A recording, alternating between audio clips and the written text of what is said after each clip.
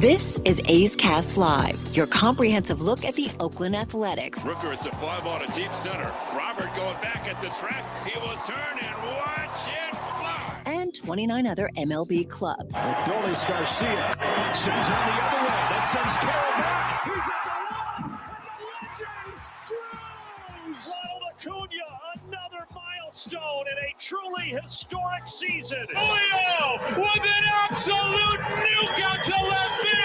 It's Glaber Day. And like a good Glaber, Torres is there. Join us as we take you inside the baseball universe. From humidors to Stuff Plus to walk-off dingers, we have you covered. Spend your afternoon with us, only on A's Cast Live. Here's Chris Townsend. Good afternoon, everybody. Welcome to A's Cast Live. As we're going to be getting you ready for the Athletics and the Astros. Boy, do the A's need a victory today. Yesterday's shutout was a rough one. A lot of strikeouts, a lot of ground balls. And man, they gotta find something. Now I will say this though. Yesterday was pretty cool for Aaron Brooks. Thought that was pretty special. What he's been through, texting David Force, getting a job, going to AAA. Numbers weren't great, but you can't look at AAA numbers for pitchers. But what you could see was 43 and a third. He hadn't given up a home run, which old Johnny D texted me yesterday saying, bro, you got to realize that's a really big deal. And I sit back to him. I said, what? No, I'll tell you exactly what Johnny texted me. This was hilarious. And it's 100% true. It's why I love having Johnny on. Bro, this is incredible. He said to me, bro, I am here to tell you. He says, bro, period. It's true. Bro, I'm here to tell you as a 25-year vet of the PCL, the fact that Brooks allowed 0 HRs in 43 innings, it's 43 and a third to be exact, is unblanking believable. Yeah, get Reddick out of here. He's not on today. So he said, bro, as a 25-year veteran, it's unbelievable he hadn't given up a home run. Would you like my response? I would. It's not you, but if you just sent back the crying emoji, that would have been funny. But I sent back, bro, I've spent 0 days in the PCL, and even I know 0 home runs is huge down there. He's getting outs, exclamation point, exclamation point, exclamation point. It's a cool story. And the Johnny, it's a turd. I'm shining a turd. I get it. Like, I'm not trying to deceive you. Yesterday was bad. But that was a bright spot. Aaron Brooks. If you would have told me 7 innings, 3 runs, which I agree with the great Ken Korak, the voice of your Oakland Athletics, that should be a quality start. 7 and 3, 6 and 3, no. 7 and 3 should be a quality start. Aaron Brooks just showed you that's how you pitch. He pitched. And that 3, he got no help in the first inning. An error that helped lead to a run because you just don't know if that error is not made, if runs would have come across. But he was fabulous. He was absolutely fabulous. And you know what? I give him another start. Hell, I might give him a couple more starts. That was a 7 innings, 3 runs. You needed innings. Your best relievers went the day before. You need innings. He came in. He gave you really good innings. That should be a quality start. I was impressed. That is the good news. We do have a bunch of news today, and we're going to delve into the new Statcast stuff. Whether you should be excited or not. They're telling us we should be excited. I want to be excited. I want to be like our old buddy, the Guru. I'm excited. Towny, I'm excited. I don't know if I'm excited. Can you excite me on this? We kind of talked about it a little bit before we came on. I mean, if you're into looking up numbers, it's fun to have. I have my concerns about it when it comes to young players. The question, can you excite me on this? Telling the guy swings hard, I don't know if that excites a lot of people. All right, well, it's your job. Xavier Scruggs from MLB Network is going to join us coming up here at 2:30. Sarah Langs will be here at 3 o'clock, and Lance Brozdowski from Marquee Sports. Now, if you're like, who's Lance? Lance is that really tall, blonde, good-looking kid that we bring on from Chicago who is phenomenal on television and phenomenal with all of the data. He does a great job. Like, he breaks down pitchers every single day, goes through everybody who's pitching. I mean, he does an unreal. If you follow him on Twitter, you see some of the stuff he does on Marquee Sports. I don't know. Maybe he stays at Marquee Sports. He wants to be around the Cubs forever. If not, he's got national written all over him. He's like an older version of Chris Carey. Yeah. How much older, though? Lance is pretty young, too. No, he's older than Carey's like 13 years old. Pretty much. How about the Careys last night? Did you see the Careys last night down in Anaheim? I did not. See, you guys all go to sleep. I'm like John Gruden. I'm up all night long. I'm fine. So yesterday in the booth, Chip Carey, there's a picture, and I think Fox Sports Baseball had it. Chip Carey's got a bird, the cardinal bird. It's a bird hat. It's the actual cardinal. It's the bird. Here, I'll show it to you. It's on its head. And I see it and I go, oh my God, what the hell is he wearing? And then I look at the young lady behind him and I'm like, that's the female version of Chris Carey. So I texted Chris this morning and I said, is that your sister? And it was. His sister lives in LA. She's a model. Okay. Do you see it? It's a bird. Yes. Okay, folks, I'm not lying. It's a bird. Can they see that? Yeah. That is Chris Carey's dad, Chip, friend of the program, great broadcaster, legendary broadcaster in our game, wearing a bird, a St. Louis Cardinal bird hat. And then that behind is, I believe, would be Chris's older sister, who's a model. I believe she's a model and does something else, designer, whatever, down in Los Angeles. So I saw that, and I had to text Chris. You know, if your family's ever going to be known for something, let's just hope that's not the picture that they Well, his dad was in the news today also.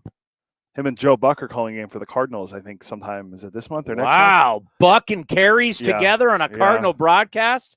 That's a lot of history right there. When did Cardinals-Cubs game, it'll be Joe Buck returned to the MLB booth to call Cardinals-Cubs. Buck Carey combos returned next week. Cubs-Cardinals. They're doing it. I mean, when did Harry Carey do his first Cardinal broadcast? Harry. 50s? And when did Joe Buck start Cardinal baseball? I mean, you're talking about a family historic thing you talk about a long time. When did Harry first arrive in St. Louis? Harry was there from 1945 to 1969. I am not doing Harry Carey justice. I said the 50s. Excuse me. 1945. He was also there 1 year for the St. Louis Browns. Yeah, people forget the Careys are really from St. Louis. Like, everybody thinks about Atlanta and Chicago, but like Chip was born in St. Louis. Dad was born in St. Louis. They're really St. Louis people who ended up Chicago, Atlanta. But wow, that's pretty cool. Yeah. Don't forget Harry, also 1 year voice of the A's. Yeah. 1970. So yeah, I mean that's I saw that earlier. I thought that's pretty cool. They're gonna have those two guys back together. Or have those two guys together. That's history, man. God, I feel like I'm John Gray. That's history, man. Yeah, sorry, I couldn't watch that game. I don't. Spider Watu banana. YouTube TV still hasn't brought back MLB Network yet, so I can't watch MLB Network. You're cheap. So that's who we got on the show today. Going to be a great show. We got A's news, all kinds of A's news. It's sad. Ken Waldichuk, the news today. We all know when you're going to see the surgeon that probably not going to be good news. Ken Waldichuk had the procedure. I don't remember what I thought he got the brace originally with this last surgery. Wasn't feeling well. We saw Ken Waldichuk throwing, in the bullpen. Then he threw to Andujar. You're thinking, wow, we get Waldichuk back. Ken Waldichuk is now out for, I'm just going to say, a considerable amount of time.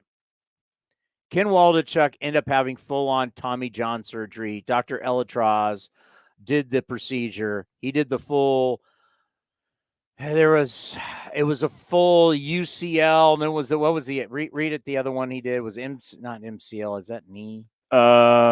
He did a flexor tendon repair and flexor tendon. Yeah, and UCL reconstruction. So he with did the internal brace. Work on the flexor tendon, and then it did a total UCL. So they're taking it out of your wrist or out of your hamstring, or they did a full reconstruction of the UCL and got the brace. Just what we talked to Trevor Gott about. So he got full on Tommy John surgery. So we're May 16th. So it's at least 14 months from this day. And this is your second major elbow procedure. It's going to be kid gloves with Ken Waldichuk. So, I mean, if you see Ken Waldichuk again on an A's mound in 2025, it should probably be at best late in the season. And I don't even expect that. You know, the one thing that athletes need to understand, time can be the best thing for them. And probably time will be the best thing for Ken Waldichuk. Maybe 2026. Like, Ken, get fully healthy and then get it going. Because you've seen athletes who say, man, if I just would have took more time. Especially guys that have like back problems, get fully 100% healthy or as close to 100% as you possibly can. So Ken Waldichuk, take your time. He still has a special arm. Take your time, get healthy. All right, what else do we got? So we acquired a player. What? Trade? We acquired Brandon Bielak from the Houston Astros in exchange for cash considerations. All right. That was announced today. To make room on the 40-man roster, our guy, left-hander Easton Lucas, was designated for assignment. Hopefully he gets sent back down to AAA. Doesn't no one claims him. So that's the move. Bielak was drafted by the Astros. We got Lucas from the Orioles, right? Fuji trade. Yeah. So Bielak was drafted in 2017 by the Astros. He's been there for the last 5 seasons. He has some starting experience, which is nice. I mean, we still haven't announced a starter tomorrow. I'm not saying it's Bielak, but I'm saying if you need a starter, he's there.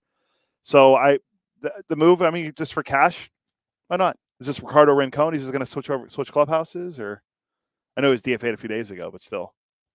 I'm assuming he's in town. Yeah, well, it's not he had to go very far. Well, if he was leaving there, he was just going down the road to the Space Cowboys. You call them the Sugarland Skeeters. I call them the Space Cowboys, the AAA team in Sugarland, Texas. Yes. Which I believe is like 40 minutes outside? Yeah, it's not far. 70 career outings, 21 of them were as a starter. So we'll see what he's able to do. I'm sure he might. I don't know. Who knows? Maybe he gets into a game tonight. How poor is my Texas knowledge? Well, right now, if you get in your car, right now, it would take you heavy traffic. That's right. What would it be? It'd be there's Central. So 4:13, the start of afternoon. It'd take you 44 minutes to go from Houston to Sugarland right now. It's about 22 miles outside of Houston, Texas. Is Sugarland, Texas. Either way, he didn't have to go very far. You got to go through Missouri City, and you know how you got Stafford. That traffic in Stafford, y'all, it can be bad. Do you think they call it Missouri, or do they call it Missouri? In there, they call it Missouri. I mean, sometimes when I'm in South Houston, you go through Pasadena. They got a Pasadena in Houston. It's not the Rose Bowl. They're not playing the Rose Bowl in Pasadena, Texas. How about Pearland? I've only been inside Houston. I haven't been outside. There's Pecan Grove, Richmond, Rosenberg. But so if he is in Sugarland, all he has to do is make his way back to Houston, switch clubhouses. They can just take his stuff and move it over. Yeah, so I mean, if he's in Sugarland, I mean, he doesn't have to go very far. What's Scruggs saying? So you're getting a text? He said he's still good to do it at 2:30, but if we want to get him for video, he could do it at 3:30. So I'm going to see if Lance can jump ahead, and that way we can have him on video. Oh, you're going to have to make some adjustments. Yeah, so I'll text Lance right now. By the way, I did not want to start the show with this today, but I did not realize we had a day game today. Did you know we had a day game today?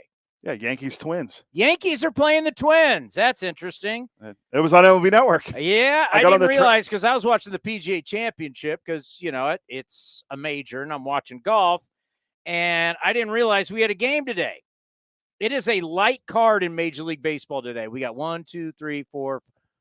We got 6 games today. What happened? I have the scoreboard. I'm going to let you announce it. What happened today? Yankees beat the Twins again. Okay. It was on MLB Network. I was watching it on the treadmill. Score? 5-0. 5-0. Clark Schmidt went 8 innings, I believe. So, why is this important? Do I really care about the Yankees and the Twins game today on the day that we've got A's, Astros, and the PGA Championship from Valhalla, one of the great country clubs in our country? Do you think I care about Yankees, Twins? Yes. I was going to say, yeah. I usually say no. I'm going to say yes. Why? Why? The running ticker. Because the Yankees are now, 120 and 44 after today's win, right? So since 2002, the Yankees are now 119 and 44. 119 and 44 against Minnesota. It's now. How is this possible? It's 120 now because they won. No, today. They won yesterday and today. then won today. They swept them. 120 and 44. I did the math. That's a 730. What is that? A 7th? Hold on, it's got to be 740. It's a because this was 7. Wait, this was at a set. Hold on, let me see. No, this was at 728. So yes, it has to be in the 730s. It is because I did it earlier. Put under for Sarah. 732 winning percentage now since 2002. I can't wait to ask.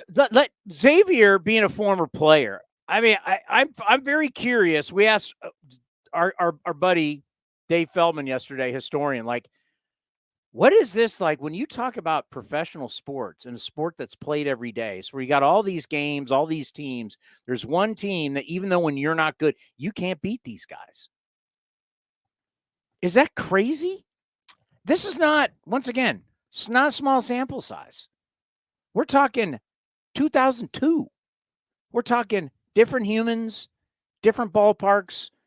Life has changed since 2002. Like, major changes in life have happened. They can now make an AI version of you and have you lying on Instagram of stuff that you said in the past, and they think it's real. But it never happened in 2002. A good example, my buddy sent me something yesterday. I meant to send it to you, but we didn't even have smartphones in 2002. Somebody sent the Kirk Gibson at bat against Eckersley, and they had Bobby the Brain Heenan and Gorilla Monsoon doing play-by-play of it. I'm like, that is one of the great play-by-play groups pairs of all time. Yes. But I was like, Gorilla Monsoon, who also was a terrific wrestler in his own right. Bobby the Brain, one of the greatest managers, valets of all time. Leader of men, Bobby the Brain Heenan. They called it. It was actually really funny because you hear like Monsoon throwing. He's like, "Shut up, Brain," and like all this stuff, and "Shut up, Monsoon." But then I found out, it was AI. There's no way these guys ever called this. This is really old school WWF. But yes, that is great. I mean, that's just somebody has to do a documentary on this. Somebody's got to do an investigation. This is unreal. And they've swept them the last 3 times they've played in the postseason. A 732 winning percentage against another team in the American League since 2002. Right? It's 120 and 44, correct? Is that 120 and 44. So how did they lose 44? So 120 out of 164. Yeah, 732. Yeah. It's incredible. It's unbelievable. It's like you have Gino Auriemma, the legendary coach at UConn. You have his career winning percentage against the Twins. Can you imagine if you were like this sharp better years ago and you just said, you know what? These guys can't beat the Yankees. I'm going to throw everything I got every night on Yankees Twins when they play. Regular season, do you know how much money you would have made if you would have bet? And even though the Yankees would have been the favorites, if you would have bet this series from 2002, if you like Back to the Future, have the almanac and you can see how the future looks, you just bet Yankees Twins, you would have killed it. We should get a gambling guy on to ask, like, what would you have made if you started betting, let's say, $1,000 a game, and then you just keep upping it over the years? I mean, you would have wanted a set, gamblers, a professional gambler, if they win just over 50, 52, 53, a high, real high, 54% of the time is great. You're winning at a 732 clip. You'd be rich. Yeah. Well, you said you bet $1,000. You want 100. It's 100 times. Well, they would always been the favorite. So yeah. So yeah. But yeah, I've always heard that if you win 52% of the time, that's considered good. Yeah, you're winning 730. Yeah. You're winning over. Don't short it. Over 7 out of 10. Yeah. Over 7 out of 10.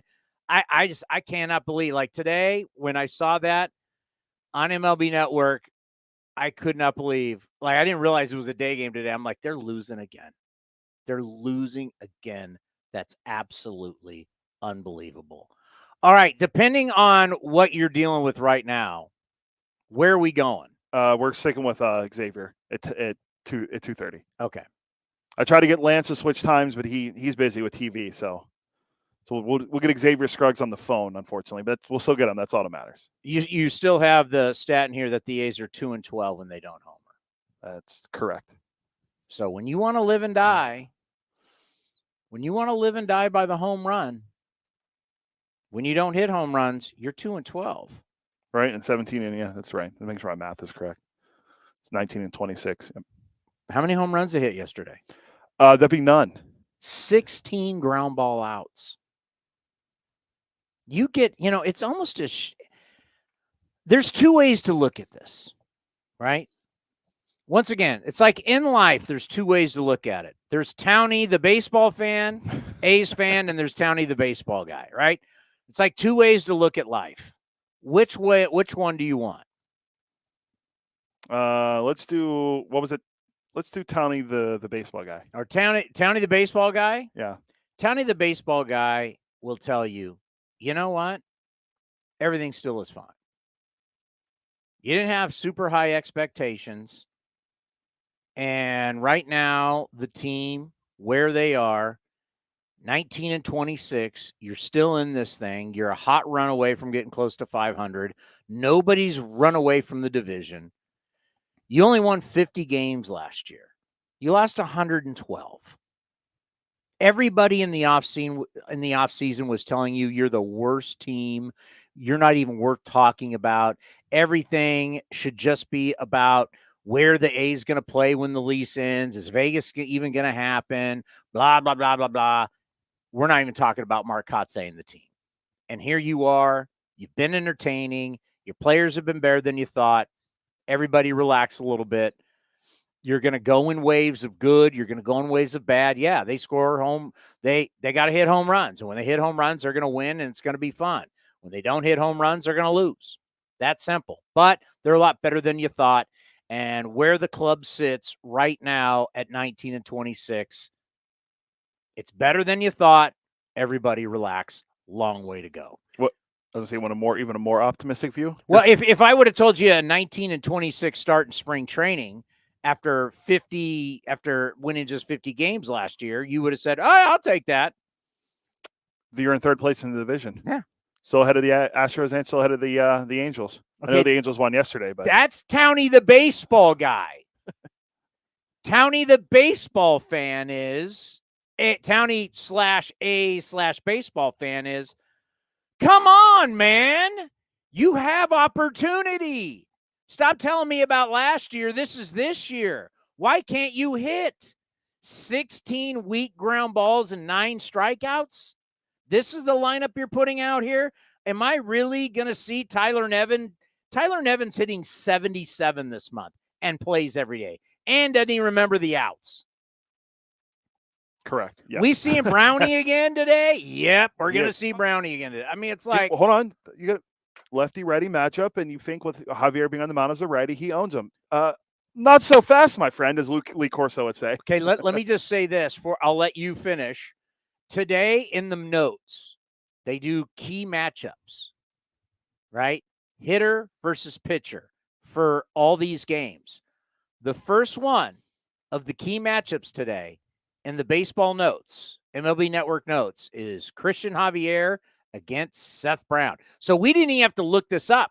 It's in the notes we get sent. Please tell me why Seth Brown, who didn't get it done last night when he came in, and hasn't been getting it done all year long, is in the lineup tonight against Christian Javier, because obviously lefty-righty, he's got to have this great career mark against Christian Javier. They have to have a history against each other. So let's just preface it by saying Seth Brown in the month of May is 3 for 23. That's a 130 batting average. He has 1 home run and 3 runs batted in the month of May.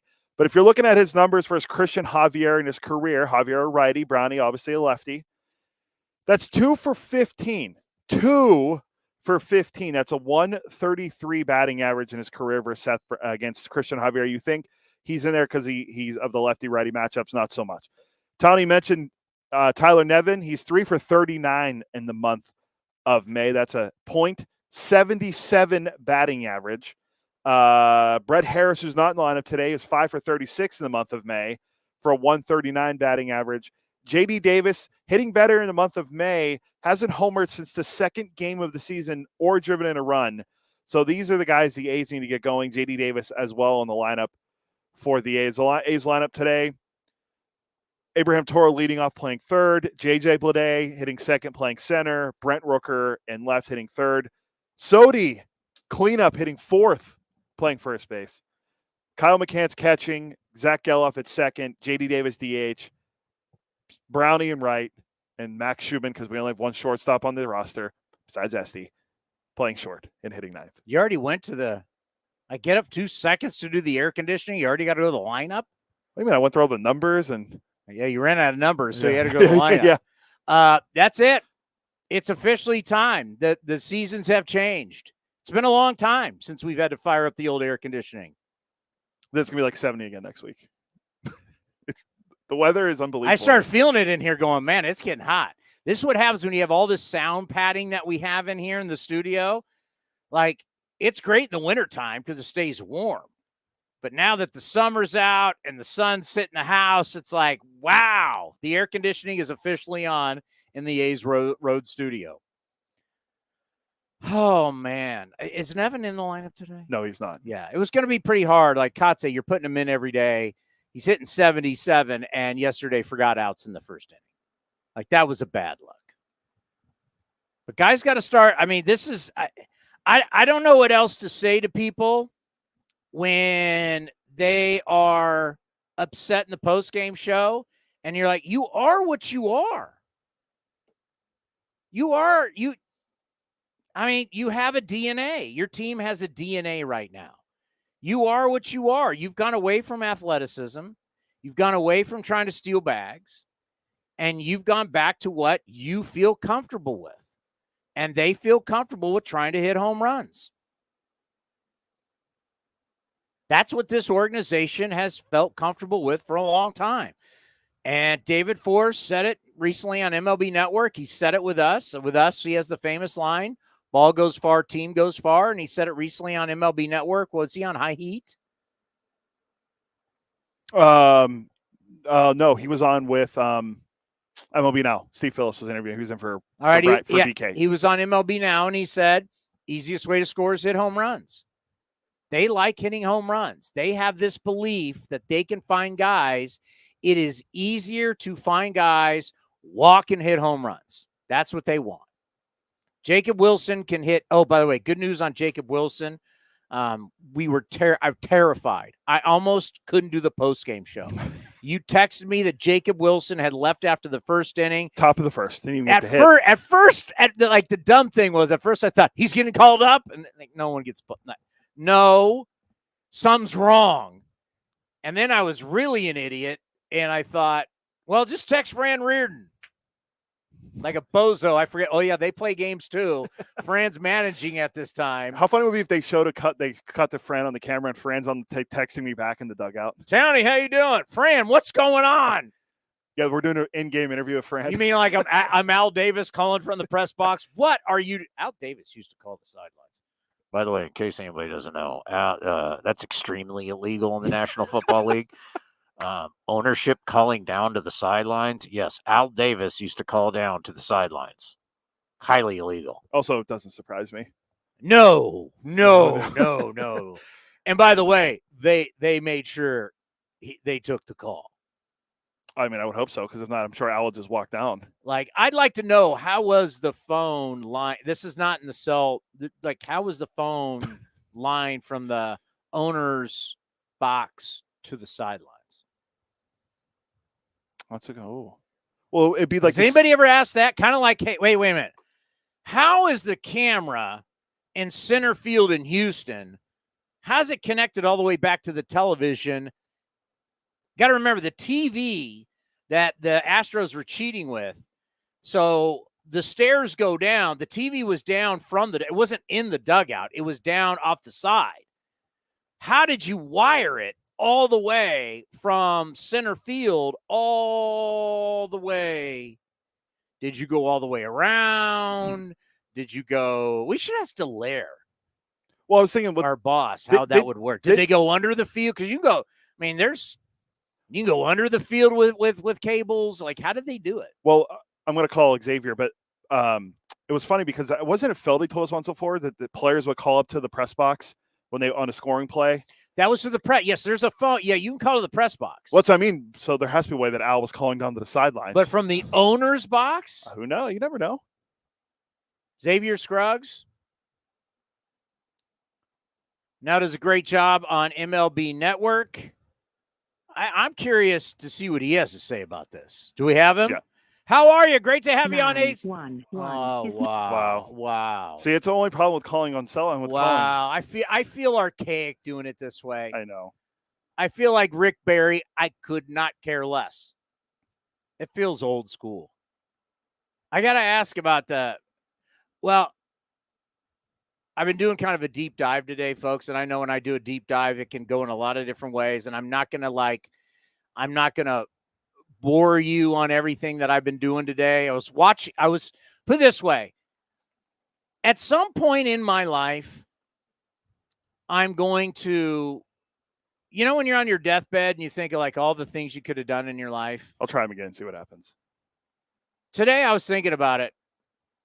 I'll be on my deathbed at some point, and I'm going to think, man, how much time did I waste watching golf and being on Baseball Savant at the same time today? Like, what did I get out of it in life sitting on Baseball Savant today? Will I ever get this? I mean, I'm never going to get this time back in my life because I have come to a conclusion that everybody in the baseball media world is excited about this. And it's like, for some people, it's forced excitement that you have to. Do we have him? No, I'll call him back in a second. That we have to be excited about it. Like, you better be excited about it, because if you're not, you're like a hater, as the kids would say. Like, you better like this. Like everybody, like Mark DeRosa, I could tell today on MLB Central, interviewing Mike Petriello, who is like the champion of this right now for MLB.com. And I'm going to explain that because there is a very interesting connection between MLB.com and Baseball Savant. I think we have them now. But I tell you, I'm never going to get that time back today going through Baseball Savant and all this hitting stuff and going, what the hell am I looking at and how do I find it? Xavier, how you doing? Welcome back to Acecast Live. Hey, thanks for having me. Good to talk to you guys. Before we get into any of this bat stuff and Baseball Savant, as a former player, it is so hard to wrap your mind around the Yankees' dominance over the Twins as the Yankees beat them again today. I don't know if you've seen this, but, you get the MLB Network notes, so do we. Since 2002, the Yankees have beaten the Twins, including playoffs, 120-44. That is a 732 winning clip. Have you ever seen anything like this ever? Your playing career, now where one team for this extended period of time has dominance over another team like that? No, I've never seen it. You just look at, there must be some type of mentality that goes along with it, at least for both sides. You look at the Yankees have to have a lot of confidence going into Minnesota, or if Minnesota's coming to Yankee Stadium and vice versa, right? A team that may understand that they have a lot of struggles going against the Yankees, and that may be just something that kind of stems from kind of just hanging over them. That's just one of those things that you see sometimes, but you never see this type of dominance. And it's really baffling to me, especially as a former player, because you're always trying to beat the odds. And it just doesn't seem like the Twins can do that, even though they started off so hot. It's almost like the offense just came to a complete halt and the pitching just started getting hit again.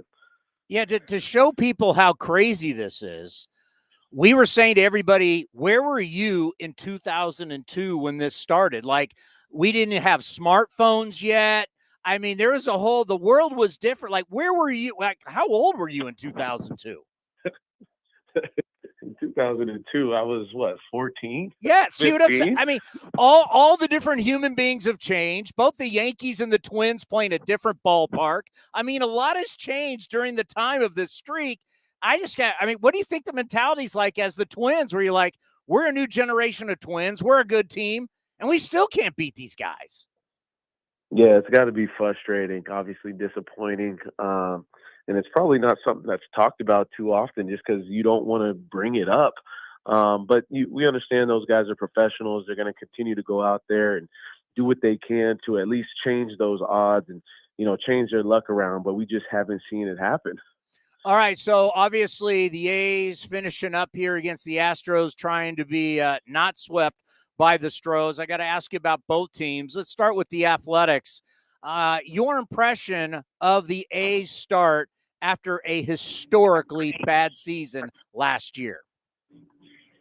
Yeah, to me, it's been, impressive what they've been able to kind of put together. I know this is a team that's 19 and 26, but you're still looking at some guys that have gotten better. That's the biggest thing for me, is like guys continuing to develop and find themselves getting better year after year after year. I look at Brent Rooker, obviously, a guy that's doing it from a production standpoint at a 975 OPS. I also look at young guys like Bleday continuing to find ways to improve his game. To me, it's all about the future for this team. And you can't almost look at trying to win a division right now. You got to look at how is our team going to get significantly better year after year after year to put us in position to start doing some things. Obviously, pitching is going to be the most important thing. It's going to be a priority. And those guys are going to have to continue to, go out there and try to give depth so the bullpen doesn't get taken advantage of.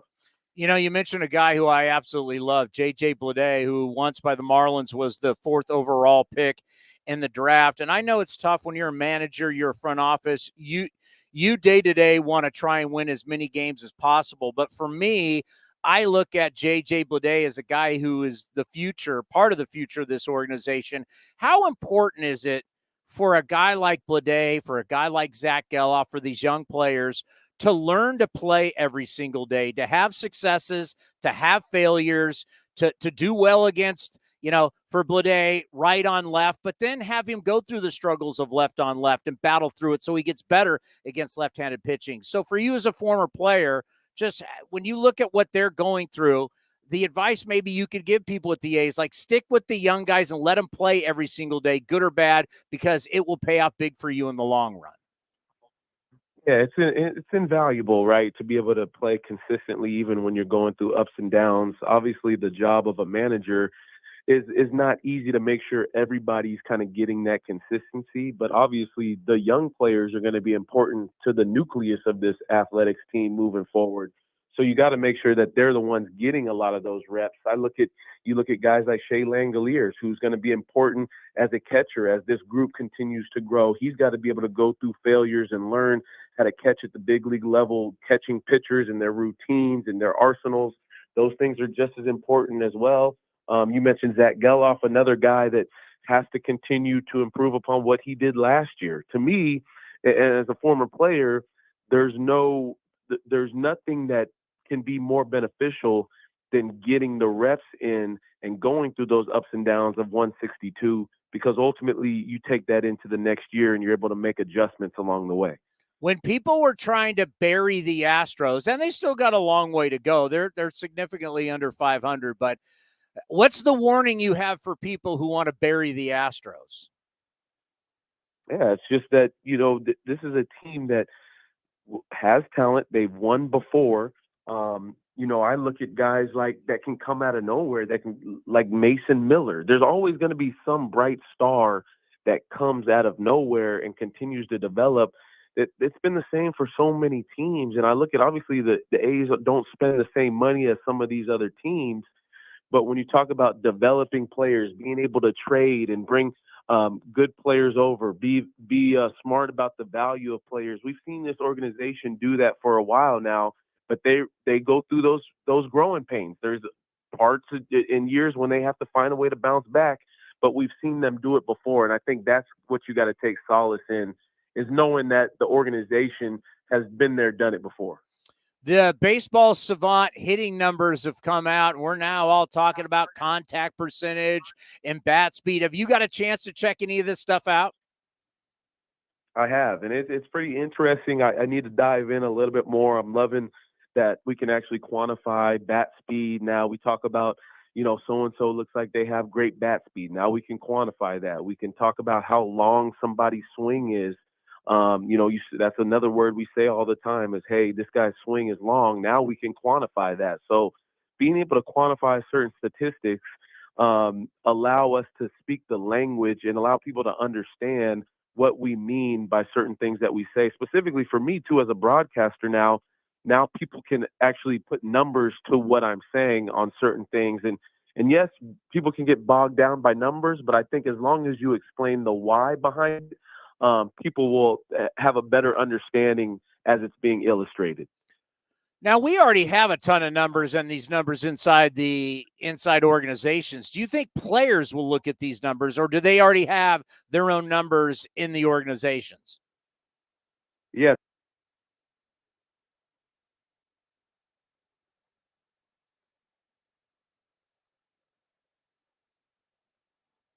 I think you might have hung up or lost a bad cell service. We'll call him back. Dang it. Because I think he's going to say, now they have these, yeah, it's like a media-driven thing. Okay, all right, try it now. Are you back? Static voice message. Oh boy. Well, wait a second and call him back. Is he on today? That's a good question. I don't think so. Yeah, because they had baseball on today. So yeah, a lot of their shows get pushed back. Yeah, and things start to change, and it's a light card. Now that one game's over, we only have 5 games. The A's will be actually, you'll have the Mets and the Phillies. You'll have the Red Sox and the Rays from Fenway, and you'll have the Pirates and Cubbies from Wrigley. You have those 3, then us, and then the last game tonight will be Cincinnati and LA. Says he's there. Let's see. Could be the voicemail again. Xavier, you there? Oh wow. I'll text him. I'll call That's back. All right. Yeah. Tell him thank you. Because I got my idea about this. So when I go to Baseball Savant, I notice something. Probably more than I ever have. And I bet probably more people have gone to Baseball Savant in the past couple of days. I'd be very interested in their website numbers. Because we've all been told in baseball, we're getting emails, just to let you guys know, we're getting all these emails about everything that, how to look at it. And kind of, it's kind of a tutorial, I guess you could say, trying to explain. And I noticed something. Because Baseball Savant has been, for me, something that I go to mostly just during games. I will go to Baseball Savant and I'll look at certain things, like you'll start to see averages that a guy's average, is his fastball, is he down in velo? Is he up in velo? You start looking at spins. I've never really gone for the articles. And I noticed something today. That's why I'm really curious to see what Baseball Savant's numbers from traffic look like. Because right now, the trending articles, they say, are the Cubs has some of MLB's best bat speed. The A's, it's the most extreme bullpen rebound of 2024 because the A's, we use so many pitchers and so many different guys. Obviously, we all know that. Don't really need to get into it all that much. We know how much better this bullpen is. With Mason Miller leading the charge, followed by Ursig. Adams has been absolutely dynamite. McFarland's been good. Spence and Mueller have been very good as long guys. You know, the bullpen's been pretty damn good. And at one point was leading baseball, and they've been one of the tops in baseball. We know that. We've highlighted that. They're finally doing it. 5 fun facts about Ohtani's top-tier bat speed. Now, every single one of these articles that I click on that are the trending articles take me where? MLB.com. MLB.com. Anybody see the... So basically, Baseball Savant, which is Statcast, they're now telling you to go here and look at all this stuff. And when they're putting out these articles, they're all sending you back to the website. Who owns MLB.com? Major League Baseball. Get it? Is this a conspiracy theory? No. Okay, all right. This is just welcome. I don't know if I need to get the FBI or the X-Files music. Just welcome to business, folks. We've launched Statcast and blah, blah, blah, blah, blah, blah, blah, blah, blah. Mike Petriello is going to be on every show on MLB Network. Who owns MLB Network? Major League Baseball. Who does Mike Petriello work for? Major League Baseball. Well, MLB.com, but Major League Baseball. Get it? Do we all get it? Because for the longest time, the website with the most traffic in all of sports has been what? ESPN. ESPN.com. So then you have The Athletic, ESPN. I'm sure people go to CBS Sports. You know, there's certain websites that, and what happened when they created NFL.com, Major League Baseball.com years ago, but they've now, and especially with NFL Network, Major League MLB Network, they want everybody who's a fan of their sport to go to their stuff, even though we're cool with Fox paying us for our games. NFL's cool with Fox, CBS, NBC. Now, God, Amazon, Apple, Netflix now on Christmas Day. NFL's cool with you paying them to air their games, but they want all their fans to go to their outlets. We want you to go to the NFL Network. We want you to go to NFL.com. Major League Baseball is doing the same thing here. It's pretty smart. You know, oh my God, they've dropped these numbers. Oh, wow, we're trying to get everybody to go to Baseball Savant, which then leads you to where? MLB.com. Who owns that? Major League Baseball. There you go. I did a deep dive. I actually did. Well, Lance, our guy Lance, who's coming on, did an 11-minute YouTube video kind of explaining the website and how to utilize it. I watched the Mike Petriello earlier today on MLB.com explain it. Our boss Delaire has sent us stuff from MLB.com how to explain it. If you are, to me, who is going to utilize this is probably about 2 to 3% of baseball fans. This is screaming long articles about bat speed and contact and just numbers that we've been getting. Like, did you guys, I'm going to go Julia Morales here. Did y'all love all those pitching, long-winded athletic articles about sliders and sweepers and all the spin and vertical and horizontal and all? Did you like those? That's now just coming with hitting. And to me, the average fan is not going to care. I think the people who are telling you they're so excited about this, and I'm not being Debbie Downer, I think this is going to be utilized in articles, and I think this is going to be something you're going to see big time on pregame shows, pregame cable shows. which Lance works for Marquee Sports. I think you're going to see Lance doing stuff on bat speed, Marquee Sports. Cubs are taking on yesterday was the Braves. They beat the Braves yesterday. Avoid being swept. I think that is what you're going to see. That's where this is going to be beneficial. They're going to have I'm sure at some point when I'm doing A's pre and post game live over at NBC Sports California, they're going to run this by us. And I called my boss Delaire, who runs the broadcast for the A's, and I said, how much, they don't really know yet, but they've kind of, and Dallas kind of, but you don't have a lot of time during a baseball broadcast to explain exactly each individual thing, what it means. And by the way, here's the numbers. So I don't know how much they're going to get this in the play-by-play. So to me, this is going to be the Eno Saris, the Mike Petriello, both friends of the program.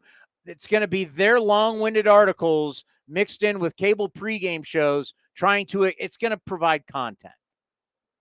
But I think the average baseball person, go Rick Barry, I could not care less. The average baseball person's going to be like, really? I want to watch a game. And I take this really from football, right? When we watch the pregame shows on Sunday morning on CBS, Fox, and then at night on NBC, and then back on ABC and ESPN for Monday Night Football, they're not breaking down every single wide receiver's sprint speed, his speed off the ball, his speed at the cut, his vertical, his hand radius, catch radius. They're not doing that constantly. What are they selling you? They're selling you wins and losses. They're selling you quarterbacks. They're selling you fantasy and gambling. That's what they're selling you. It's pretty accurate. Right? Everybody's now making picks. Everybody's got fantasy. Everything's sponsored. Everything. I mean, Howie, Terry, or Jimmy. Clearly, you're a Fox NFL Sunday guy. Well, I mean, everybody I like. Phil Simms got fired. Boomer Esiason got fired. Who's still left? Matt Ryan's in now. Come on. Matt Ryan, Matty Ice. Get out of here. We want to keep all these old guys. Bring in the young guys. Yes, Phil Simms was great. I can't even say bring in the guys. You never even saw Phil Simms play. I barely saw Boomer Esiason play. Boomer was an NFL MVP. So is Matt Ryan. You really want to hear Matt Ryan? No, I want to hear Tom Brady. Well, Tom Brady's going to be on the broadcast. Sure, he's going to make a lot of money. Tom Brady can do whatever. I don't even know. I kind of like how Peyton's done it. Yeah, the Manning cast, and I enjoy. You're not getting Peyton Manning to show up every Sunday. Peyton Manning's got too much going. Peyton Manning's a member of Augusta. Peyton Manning's got so many business interests. He doesn't have time for your silly little Sunday game every week. I'll show up on some Monday nights. I'm Peyton Manning. I have my own production company now. Omaha Productions. Yeah. That's great. I get on deep dives sometimes late at night when I'm not sleeping, and I'll watch. I love Peyton Manning. I couldn't stand him when the Raiders, but I mean, as a personality, I know how great Peyton Manning was, right? When Bill Belichick says, when you're playing Peyton Manning, you were playing the offensive coordinator and the quarterback. I mean, that's high praise. And I didn't mean to take us off that thing because it's throwing you under the bus for there's nothing wrong with Fox NFL Sunday. I love when Gronk's on there. So yeah, no, you don't like Michael Strahan? Strahan's fine. He's more of I remember him, but he's more of a morning TV personality to me now. Right? Is he on Good Morning America? Yeah, I think. I don't know. I think that's the reason. You think I'm up for Good Morning America? I think that's what he's on. But yeah, that's what I mean. I enjoy both of them. CBS does a good job. Yes, Boomer Esiason. What do you like? All right, do you like CBS or I like Fox better? I do. If I had to pick one, I'd probably Howie Long, for God's sakes, he's one of the greatest football players of all time. You want me to go against Bill Cowher on CBS? Bill Cowher is milquetoast. He's terrible. He's kind of boring. I'd probably go Fox too. I like Howie NFL. Long's one of the great Raiders of all time, for God's sakes. NFL is pretty good. I was nervous when I interviewed Howie Long back in my Raider days. I was nervous. I do like Amazon. I grew up with Howie Long. I knew girls who had posters of Howie Long in their room. Swear to God. You got to remember, he was an L.A. Raider. I grew up in Southern California. He was an L.A. Raider. Do you think there were young women who loved Howie Long growing up? Boy, we have gone off the rails. But you know what? I don't care. Do you think I could now say? See, you're talking about Howie. Can I go? I knew people that had his son Chris Long's poster. The answer is no. I can't tell you that. I don't know anyone that had a Chris Long poster. I swear to God, Howie Long was a huge star. The LA Raiders won the Super Bowl. Howie was in commercials. Howie was then later in movies. But Howie was a sex symbol as much as a football player in Southern California back in the day. There were girls, I know, Andrea Samarcos, wherever she is to this date, Andrea Samarcos had a poster of Howie Long without a shirt on and just his football stuff walking off the field. Had a poster of Howie Long. They don't do that anymore, by the way. The posters aren't really. Actually, I don't know. I don't know. I'm 35 years old. I don't professional. These sport leagues aren't putting posters out of players without fully clothed anymore. Howie Long, they used to make posters with Howie Long without his shirt on, with his football gear walking off the field. She had it. Andrea Samarcos had it. I'll never forget it. So, yes, he was a sex symbol. Howie Long, the great Raider, Howie Long. All right, well, but yes, I do think short shows. I think broadcasters. You know, like Terry Bradshaw, he won 4 Super Bowls. He's a little crazy now, but he won 4. Yeah, him and Jimmy are getting kind of old. And by the way, Howie and Terry called all his own plays in those Super Bowls. Jimmy is old. Yeah, Jimmy, you don't like Hall of Famers? That show that's all it is Hall of Famers on there. Yeah, I mean, Kurt Menefee. I like Menefee a lot. I don't know if everyone likes Menefee. I'm going to be honest with you. I really don't watch those shows all that much. Yeah, okay. I get up. I play golf Sunday morning now. All the years I worked in the NFL, I worked. So then now that I don't work, I go. I will be honest. This shouldn't surprise anyone. I just watch NFL Red Zone. But the point of it is, it's like everybody who's geeking out on these baseball savant numbers, it's going to be for media purposes. Yes, I was going to say broadcasters will start throwing it in there too. Right? For sure. But these teams already have their own stuff. It's not like all of a sudden we're going to be at spring training and Darren Bush is going, hey, baseball savant says. Yeah. He's looking at Cod saying, hold on. Let me. Yeah. Cods, check the bat speed. Get the red flag out, challenge flag. That's not happening. So I think Lance, we got to tell Lance, I did a little thing I said, Lance did this thing, and he's going to be doing it on Marquee Sports, but he had this thing about Mookie Betts' bat speed goes up against sliders. Marcus Semien either goes up or down on fastballs versus sliders. Part of the problem with these baseball savant numbers is there's guys on there who aren't playing well. Like one of the guys whose bat speed goes up for sliders. Do you remember the name in there? I do. He's playing right field last night in Vegas. Ryan Noda. Yeah, remember, these are all stats for this year. I remember one of the ones we looked at had Paul Goldschmidt. Oh, Goldie, not a great year. And that's another thing I want to get into, by the way. Aaron Judge, it's probably a great example because when we're doing these numbers are averages, right? They're averages. So an average, if I take 10 tests and I flunk 3 of them and I ace 4 of them, right? So now we're at 7. Yeah. And then I get, the other 3 I'm okay. I'm probably going to grade out somewhere around a C. Right? Sounds about right, yeah. You know where I'm getting. Yes. You know where I'm going, right? So it's like, am I a great test taker? I'm going to go with no. No. Okay, well, what if I ace 4 and only flunk 2, and then I got some B's and C's? Now my average goes up to a B. Am I a great test taker? I still flunk 2. It's supposed to say you're average. It's averages. And I say this all the time, that we're dealing with averages and percentages. We're dealing with math, right? And we used to be dealing with radar with Statcast, but now we're doing cameras that get all this data for us. Edgertronic cameras. Hawkeye. Aaron Judge in his first 27 games wasn't a very good player. He was getting booed. Oh, that's correct. He was. Right? And the numbers, I have his numbers right here. What do you want?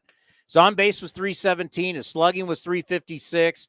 His K percentage was 28.4. So 28.4 of the time percentages, 28.4% of the time he struck out. Lot. And he was hitting 178. Now, all of a sudden, though, I don't know what he did today. Let's see. But let's see what Judge did today. You're a Yankee honk. Judge was 2 for 3 and had 2 doubles. So that here's my point. Oh, Soto hitless. So now his numbers, Judge has a 948 OPS. Because the last 18 games, he's hitting. So his averages have all gone up. But has he been a good player this season? Because each individual game matters, right? At the end of the year, we're judged on our wins and our losses. Right? Yes. So we judge our teams on wins and losses, but we judge our players on averages and percentages. So really the best player is going to be not somebody who has the best averages, because we don't really know. I need somebody who affects as many of the 162 as possible. Who affects day in and day out, like in the NBA, who fills up the box score on a daily basis? Do you have points? Do you have rebounds? Do you have assists? Do you play defense? How do you affect the game every single day? Because clearly for the first 27 games, Judge didn't affect all that much. Now he's killing it. So the averages go up and people will say, oh my God, but it's like, that's what I want to know. In a land that we're trying to break down every little thing now, who shows up every day? Because at the end of the day, a team is not judged by its averages. A team's judged by wins and losses. Correct. Yeah, we're not when we're looking at teams and win and how they do at the end of the day. We're not looking at how many hits they look, how many games they won. Well, they're not looking like, well, how many games did you average winning in June versus July? No, it's how many did you win? How many did you lose? It's a win-loss business. Except when we talk about players, we bring in averages and we bring in percentages. What the hell do I know? Ask Sarah Lang. She's one of these MLB.com people. How are you? I'm great. How are you? I'm trying to figure this out. I'm like, we're dealing with so much information right now. And I just thought about Aaron Judge today. I'm like, Aaron Judge was not anything for the first 27 games.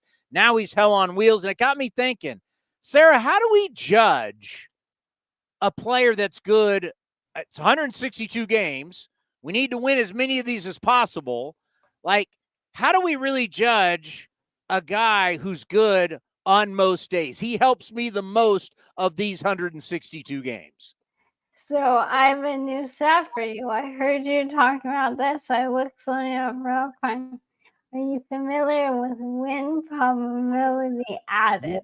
Yes, I am. Yes, I am. So do you know who leads the majors? I was surprised. In win probability added so far this season. If I had to bet win probability, I would also take him with me to a bowling alley. I would go Mookie Betts. I like that. He is tied for 15th entering today. 15th? Number 1, win probability added today. Jordan Westbrook of the Baltimore Orioles. What? Okay. He's got 7 home runs. I assume he's having a leadoff home run the other day with a huge boost. It's very early in the season, but it's an interesting stat to look at. I'm not saying this is the end all be all. I'm saying I heard you talking about that, and I had to know the answer.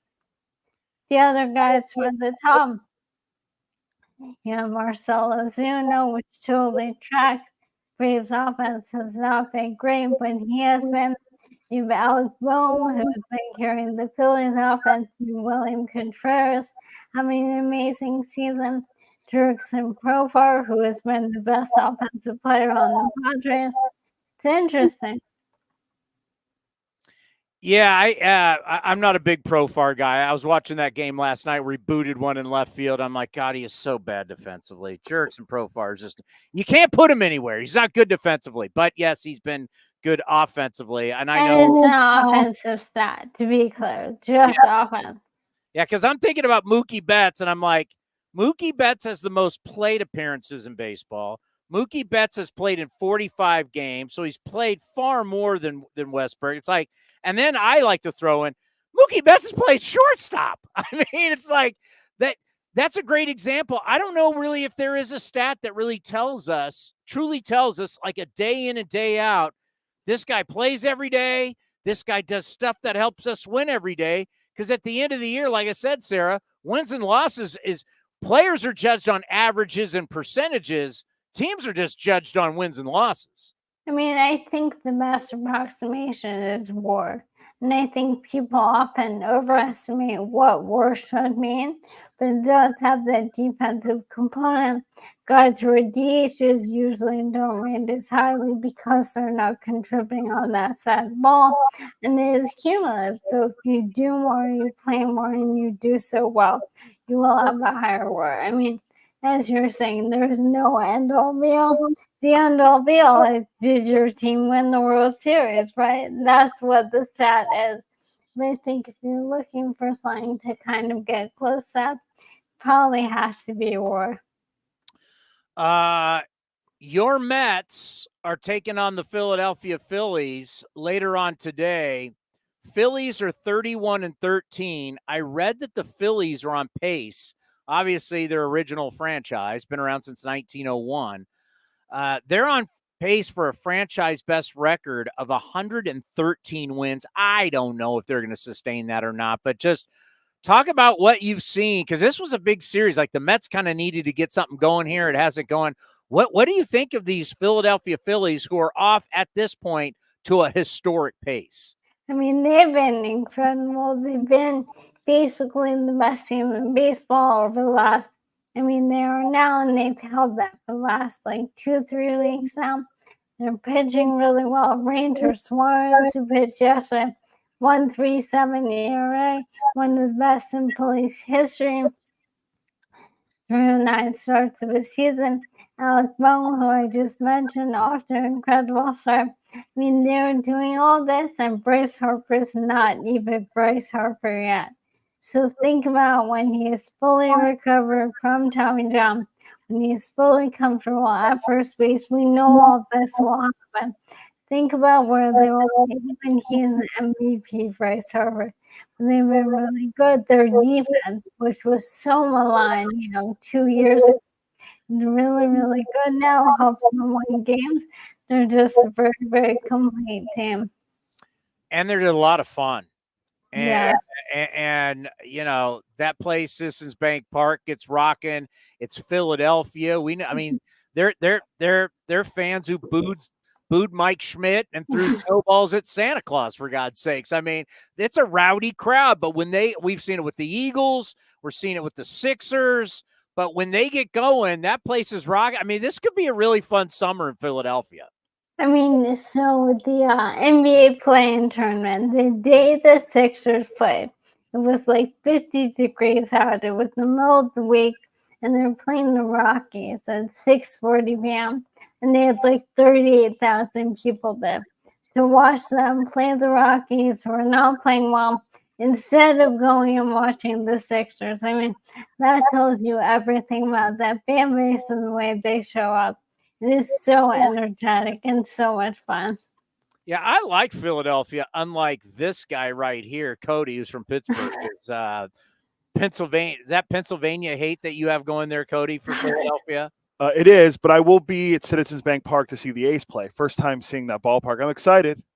That's all I'm excited for. Nothing else. Hey, Sarah, the A's, you got to say, I mean, looking at the numbers, I know A's fans right now not happy with the way this series has gone against the Astros, but you got to say, there's the baseball side of me, there's the fan side of me, the A's fan side, I'm mad about the losses. The baseball side of me goes, Sarah, this team's way better than it was last year, and a lot of people did not predict that.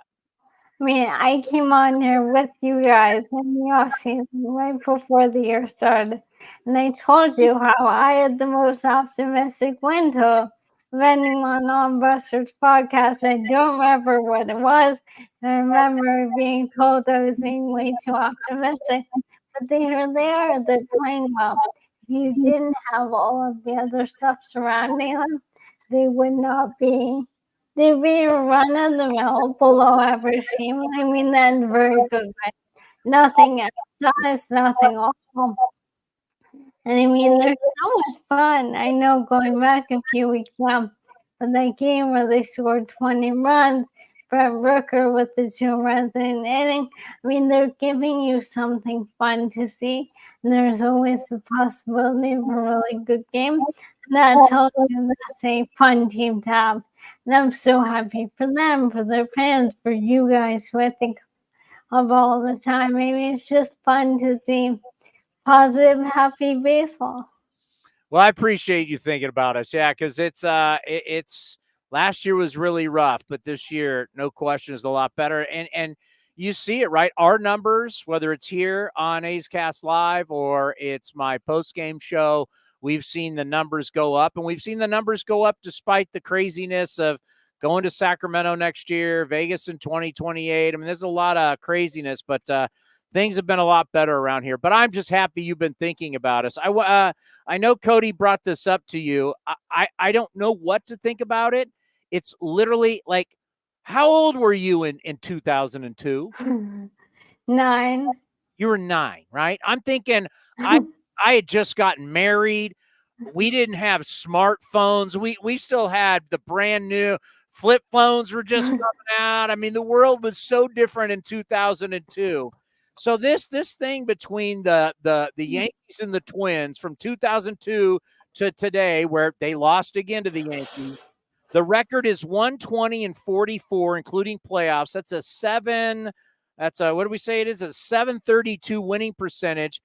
I know you look at history, you look at the numbers. Have we ever seen in a time frame like this a team dominate another team like this? So I think the time frame is the key, right? These teams run the same division. This wouldn't be happening. This is happening because they're both in the AL. They play 2 series a year, and it just happens to stretch on and on. The first thing I think of with teams dominating others is the Yankees playing the Orioles back in 2019. They had like the highest run differential ever by a team against another team in a single season. There are all these stats of like, most wins in the season and so on and so forth, which is what makes this so unique. It's just been so prolonged. I mean, no one's even giving the Twins credit for the fact that they finally won the season series last year. And then I know they come back this year, and so far they've been swept, so I know it's different. But no one remembers the game where they absolutely dominated them. I believe Byron Buxton's game, either his game was 2 460-foot home runs or a game where he had 2 home runs in an inning, something like that happened against the Yankees. They did have one really good year against them, but it's just a narrative that goes on and on. And I'm inclined to believe, just like the Twins' postseason losing streak, which finally ended last year, there's just one of those really, really weird things that will end eventually. It does not mean the Twins have been this bad over this time. It's really 6 games a year, but it's so odd to say. It's postseason. It's all the different players. It's all the different front office. It's all the different coaches. I like to mention both the teams have different ballparks. I mean, everything has changed except the fact that they continue to lose against the Yankees. It's unbelievable. All right, Statcast has launched all these new numbers, and the baseball media is going nuts over it. This is great, and Cody and I were going over it today. We're looking through it, and I'm like, I think the average fan's not going to Baseball Savant. They're not going to be doing, and all the I think it really, what would help is to make the actual website way more user friendly. But The baseball media loves it, and I think there's going to be a lot of articles. I also think that the cable pregame shows are going to be like hammering us with all these graphics and everything. I know you love it. Tell me why you love it. Tell me why I should be excited. So the first thing I'll say, with you drawing the distinction with the media, these are numbers that teams have had for a few years now.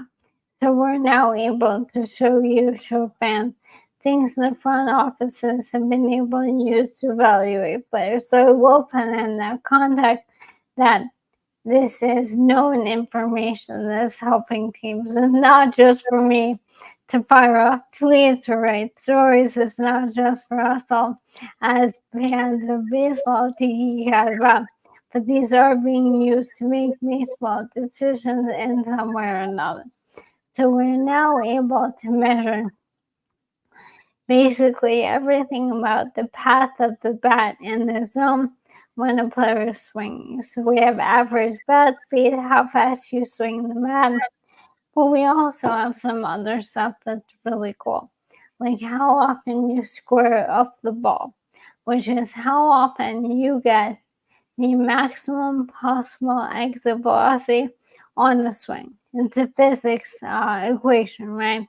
Based on the speed of the ball and the speed of your swing, there's a maximum possible number. If you get at least 80% of that, it's considered squared up. That has nothing to do with specifically swinging hard. So Luis Suarez, who has the lowest average bat speed in the majors this year, has the highest squared up rate, which if you watch it makes total sense.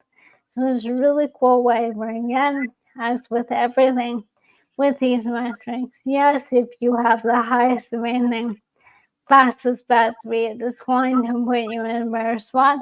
We're able to quantify the best ways to optimize stuff as well. It's not just about, okay, highest is best. We also have a way to look at, okay, what about guys who square up the ball and do it swinging really hard? We call that a blast, which makes sense if you think about a swing like that. And the guys who land that are guys like Juan Soto, William Contreras. So again, it's a lot of stuff, as you said, but I think it's really, really fun to see. Yeah, for some guys, it's not great information. And one guy that I hate to highlight, but it kind of like when you follow your team every day and you watch a player every single day, you get to know him. And that guy for us was Matt Chapman. And I said for a long time, once we got out of that juice ball era of 2018, 2019, the 1 year he hit the 35 home runs, he's had a lot of trouble making contact. And at one point he had hip surgery and people tried to blame the hip surgery. And you're like, he has a hard time making contact. And then he goes on to Toronto and he continues to have a hard time making contact, right? Batting average is low, a lot of strikeouts. And then all of a sudden this last year going into free agency, I'm watching our buddy Brian Kinney and they're doing barrel rates and he's got the #1 barrel rate. But for a lot of the season, he hit under 200. I'm going, wait a minute, these just don't. And so like these metrics will show you, yeah, Matt Chapman's got a fast bat. Matt Chapman doesn't, if we talk about the stick hitting a ball, the physics of speed and the ball and a round bat hitting a round ball, his round bat doesn't hit the round ball as often as you'd like. His contact percent. So it's like for some of these guys, we're going to be like, oh my God, Juan Soto, bat speed, contact, great. Matt Chapman, oh no. Some of these guys, you're gonna realize they're not making a whole lot of contact. And now what we now know why Boris wasn't able to get certain guys those contracts they thought they were going to get, because as you said, inside baseball, they've been looking at these numbers for a long time. Well, I'll always go the positive route. You know that. And my answer to that is just that now we know that when he does make contact, those swings are really good. So it's up to Pat Burrell, it's up to the Giants front office and baseball to figure out how do we make that contact, which is so good, happen more often. And there's so many, You watch a baseball game, pitcher throws the ball, and the guy swings. It all happens in the course of a few seconds. But we can glean so much about what's happening in those few seconds. And this is just another piece of that puzzle. And I will say, we have been talking for decades about guys having a fast bat. Whether or not that means they're the best or not is a separate thing. But now we're able to measure what's always been there. And I think that's really important as well. Yeah, it's going to be interesting to see, like, how do guys adjust bat speed wise throughout a season? When you start talking about the hot summer, when you start talking about a long year. I wish we knew bat sizes and weights. I think that's kind of where baseball is way behind. Like, golf has been doing this a long time. We all know that every guy on the PGA Tour is not swinging the same clubs, and every guy's got different shafts, head weights, and everything, and we know all of that and how they evaluate their speeds. But in baseball, we don't know. Are you swinging a 35? Is he swinging a 33? Are you 35, 34, 32 ounces? We don't know that, but it will be interesting to see, like, what's your bat speed like in September versus it was in the start of the year? Like, fatigue with players, how much they've played. We've never had that before. It'll be interesting to see if we can really figure that out, to see how guys progress through the years. I mean, some guys, all those years, like when Texas was playing outside, right? Those guys pitchers would wilt because it was 8,000 degrees with humidity. So to see how the weather changes and everything, to see how guys' bat speeds change. Absolutely. Again, this is year one, but by next year, we'll be able to say, we swing the bat much faster than last year, so on and so forth. Looking at things like aging curves. There's so many things to think about. You see a guy who's older this year and might have a slower bat speed. And right now, we can't know, was it faster 10 years ago? But when Juan Soto was 35 in 10 years, we'll be able to say, it was a 26.1 when he was 25, and here's where he is at 35. Awesome stuff as always. Tell us how we can donate to fight ALS. Tell all of our fans how we can be a part of the fight. Absolutely. So ALS Awareness Month, we actually have Lou Gehrig Day coming up in a few weeks on June 2nd. I will always tell people to look up on the organization that means the most to them. The one I work with a lot is Project ALS. You can find a link on my Twitter, @SlayingOnSports. And again, any research that you can support is much appreciated. One of the best, if not the best, follows in Twitter. The information you put out is unreal. We love you. Continue success. We will be checking in with you soon. We're listening to you with Buster every single week. You are the best. Thank you so much. Thank you for having me. The great Sarah Langs right here on A's Cast Live. And yes, her Twitter account is amazing. The stuff she puts out. Like, I can't believe what she researches on a daily basis. It's unreal. It's unreal. If I can't find it, which a lot of times I go to Sarah and she finds it for me quickly. But yeah, the stuff she puts out, if you're looking for information, not just about the A's, but baseball overall, the stuff she puts out is incredible. When you told me about the Yankees twin stat, I'm like, all right, if I can't find it, Sarah can find something. But as you heard, it's they've beat him 120-44 for the last 20-something years. That's like Nick Saban's winning percentage at Alabama. Yeah, that's like a college football stat.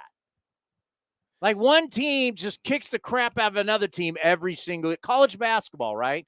I'm sure like when's the last time, like when all the years Kentucky has been good? How many years did Vanderbilt beat Kentucky? They play twice a year. Like, Vanderbilt had to just kick. Kentucky had, or like Big 12 basketball, like Kansas owning somebody, right? Yeah. Or UCLA back in the day with John Wooden had to have a like I think Feldy said against Cal, or I mean, nobody was beating them at the time. But it just has to be the people have all changed over the years. Yeah. This is not ownage of one group over another. This is year after year after year, and everything's changed. That's why I always like to bring up, like, the ballparks have changed. Like, everything's changed. Yeah, it's truly remarkable. And, like, you know, hell, even the broadcasters have changed. John Sterling's now gone, and the Yankees are still winning against the Twins. Was Sterling even there in 2002? Yeah, he was there. Wasn't Sterling? I don't know. I thought he started in, like, the 90s. Was he in the 90s? It was like him and Michael Kay for a while, and then Michael Kay went to TV. I can guarantee you, though, the Twins guys have changed. Their TV guy just retired this year, but he was there forever. But their radio guys, yeah. The radio guys are kind of young. I mean, 2002? What year did Sterling? Let's see. Sterling's first year as the Yankee, 1989. So, yeah, he was there.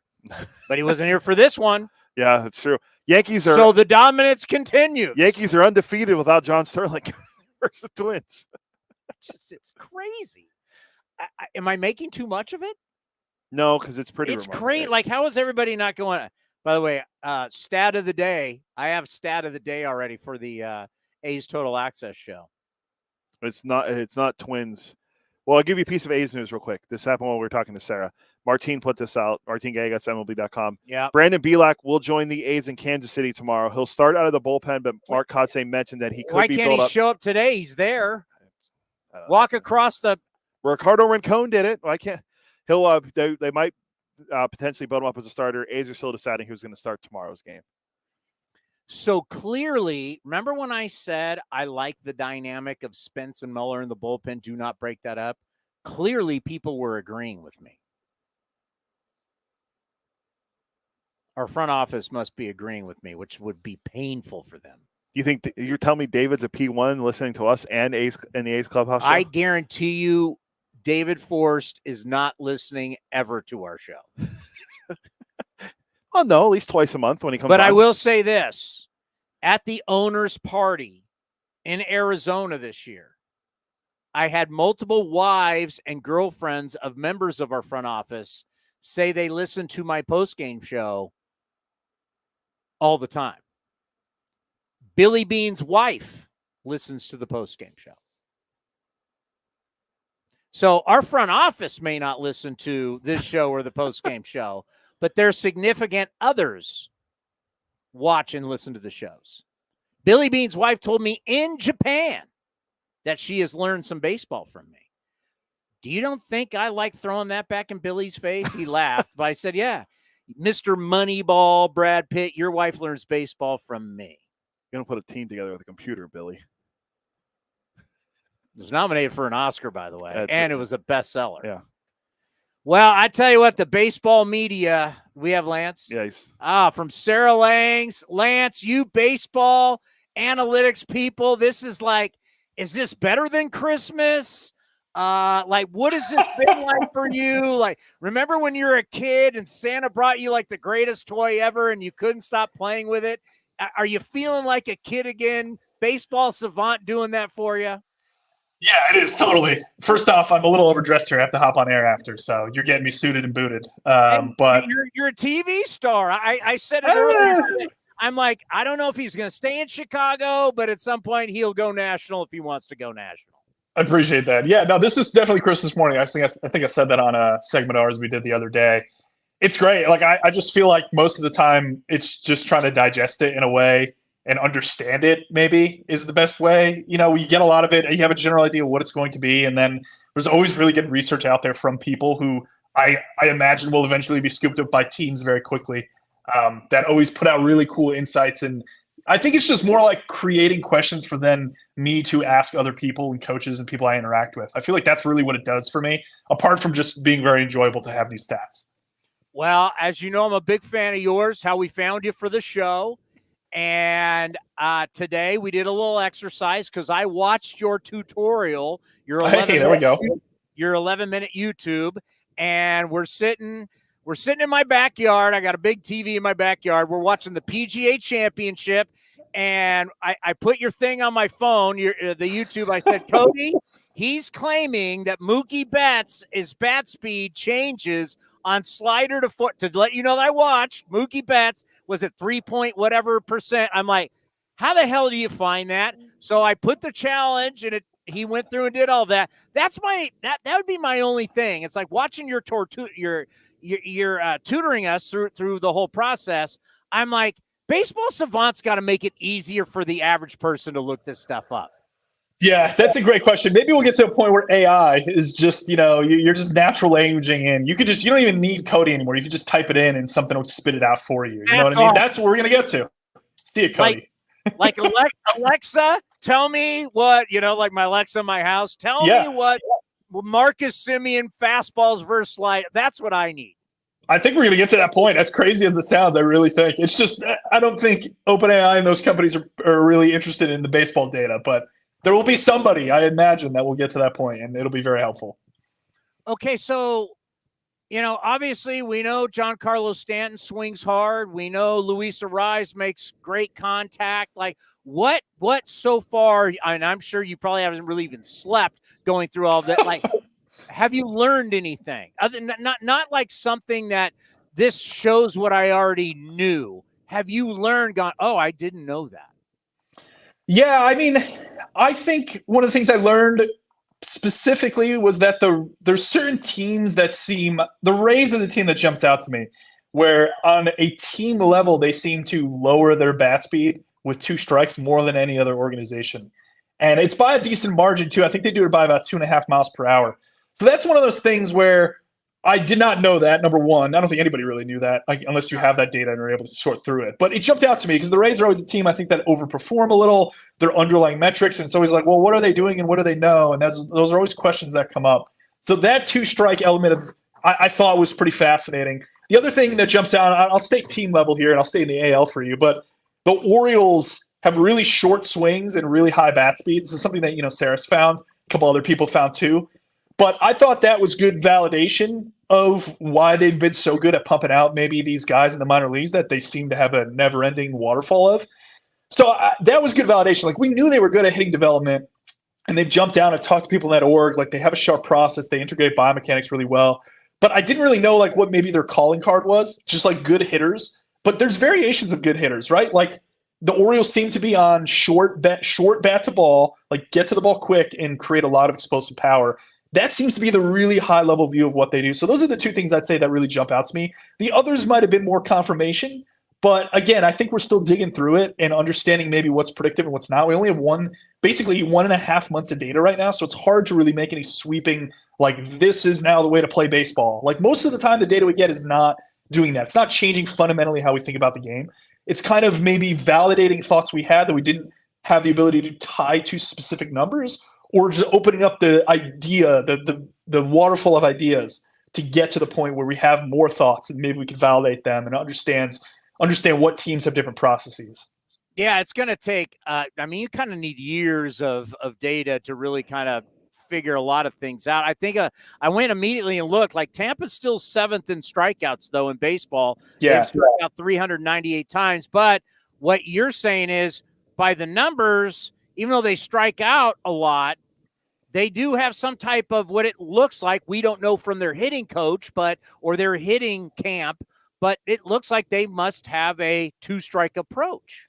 Yeah, exactly. That's the thing. And I think this is often one of the things, like, you talk to any team, right? Any team hitting coach, I think they're going to tell you that their team has a 2-strike approach that they preach. The difference is what you actually see in the numbers. Like, this is what I run into all the time is, like, teams saying they do this. Like, every team is going to say they develop pitching specific to that given pitcher, right? Like, oh, we take a holistic view of how pitchers are developed and we apply what is best for that given pitcher. Every team is going to say that on the record. And then when you look at the numbers, you see, oh, you guys throw more 4-seams than anybody else, or you guys do this, you guys do that, you guys throw a bunch of sweepers, you guys throw no sweepers. Like, those nuance are things that I don't think teams are going to admit to, but the data allows us to kind of dig in and look at. So every team's going to tell you they have a 2-strike approach, but, like, there's certain teams that it seems like maybe don't have as strong of a 2-strike approach, for better or for worse. Like, again, we don't necessarily know whether that Ray strategy is, like, what everyone should be doing per se, right? You still said they're high in strikeouts, but it's interesting. It's an interesting question as to like why maybe they're preaching that, and also an interesting question to consider why it may not have been totally successful so far. So on the Marquee pregame Cubs, I know you guys got the day off today, right? No, we're playing. You're playing 4-game set with the Pirates, at home. Have we done yet, or are you doing tonight that the Cubs have some of the fastest bat speeds in baseball? We did that. We did that Tuesday. I knew it. Yeah, come on. That was the day after. That was less than 24 hours after that came out. We were already on air. That's what I'm here for. That's what I said earlier. I said, you know what? Most baseball fans are not going to even pay attention to this, but this is going to be huge for MLB.com, like Petriello, my buddy. Great dude. All the articles and cable pregame shows are going to keep this alive. It's the best. Yeah, you gotta bring the insight to the people and try to communicate it effectively. No doubt. No doubt. So take a place like Chicago. Started the season. Okay, so first of all the snowbirds head to Arizona. We'll see you in Arizona.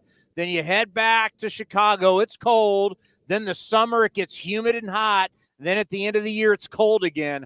To watch bat speed change throughout the seasons, hot, cold, tired. Are you really interested to see how it changes for different weather effects, whether a player's hurt, not hurt, tired? Are you interested in that? Yeah, I am for sure. I mean, any natural trend. I think one of the things we had like exit velocity, right? And I often think when that dipped, we would have an idea of when a guy was injured, maybe he wasn't actually on the IL for it. There's been some instances of this you could point directly to. I believe Carlos Correa, maybe 2 years ago, had an instance of this where he played through an injury. He said it after the season, and you could clearly see at the point in which he was said that he had an injury, afterwards the bat speed, or not the bat speed, but the exit velocity dropped. So maybe now we'll be able to get a little bit more insight into guys who are in holes, so to speak, and understanding that their bat speed lowering. Again, we don't have a big sample of this stuff. So I think we're going to need multiple years before we're able to say bat speed peaks in August, for example, which would make sense in theory. Velocity throughout the course of a season for pitchers tends to ramp up, but I think it does, in fact, peak in July or August or something along those lines.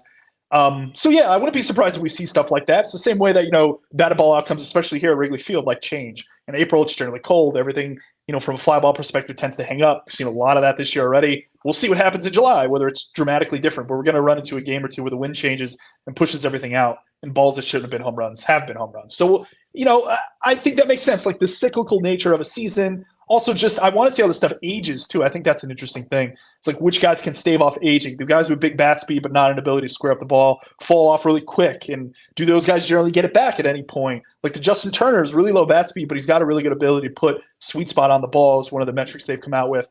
And like that seems to have allowed him to survive in the majors for an extended period of time with below average bat speed. So I think looking at different kinds of players and how they age is one of the things I'm most interested in, but we're going to have to wait a year or two to fully come up with maybe conclusions or at least theories around that. Since we have the PGA Championship going on in golf, a major, I made this analogy to Cody. I said, it's great when you're on a hole and there's not a whole lot of trouble and I can air out my driver, swing speed. But if there is trouble and I'm looking to score, I need a fairway finder. That's my quality contact. And so when I think about that with contact, I'm really interested in that because how hard you swing it, that's great, but I need you to hit and I need you to make quality contact. Talk about the contact, because there's a couple different, I don't have it up, and do I have it squared up? Yeah, there's a couple different versions of contact percentage, swing percentage that are in the talk to us about that. Yeah, squared up percentage is the one that's new that I like because, again, this is another one where we don't have massive sample on it, so we're not entirely sure how much this stuff's going to swing up or down. But I like it in theory because it's measuring something we really didn't have a proxy to measure before. We have pure contact rates. I got it up. It's the swing. It's the swing percentage. Yeah, squared up rate per swing.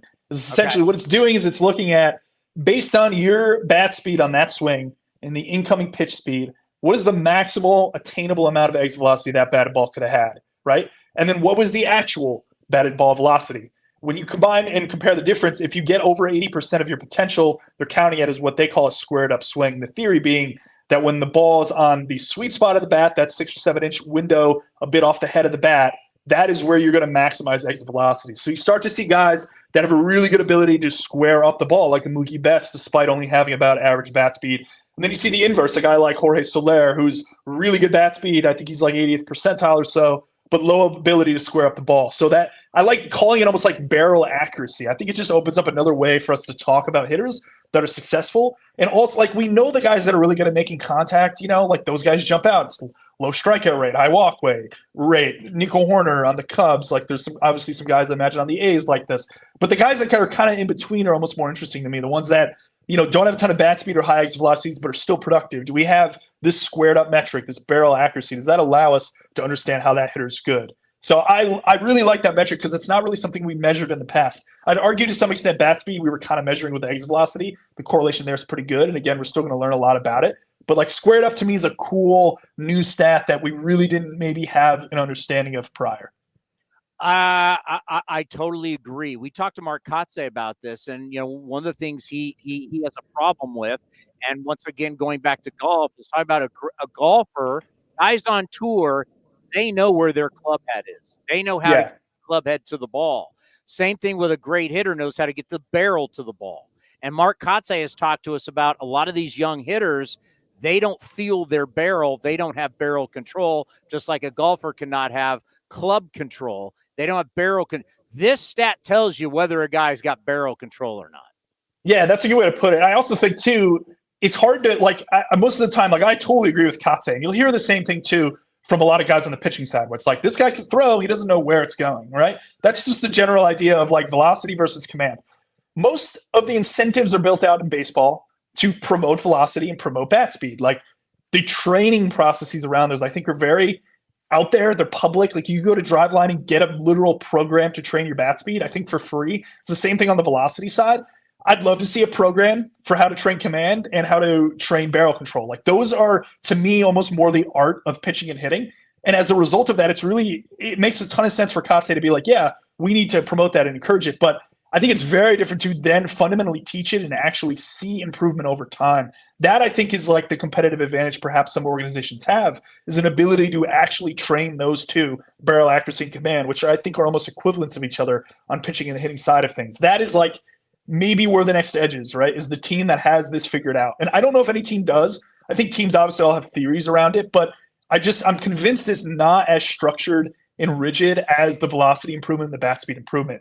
And because those are really easy, that's why those guys, get to AAA with a ton of bat speed, no barrel control. It's that guy's chance of making the bigs, hitting 25 pumps and hitting 210 is there. And it was pretty easy for us to manufacture 25 of them. And now one of them pops. And that's cool. That pays off, all the 25 other guys that unfortunately we didn't have make the major leagues. But that's how I think of what Kotze is saying there. Is I want to see how teams maybe not take this data specifically that we're getting on Savant because they probably have better data internally.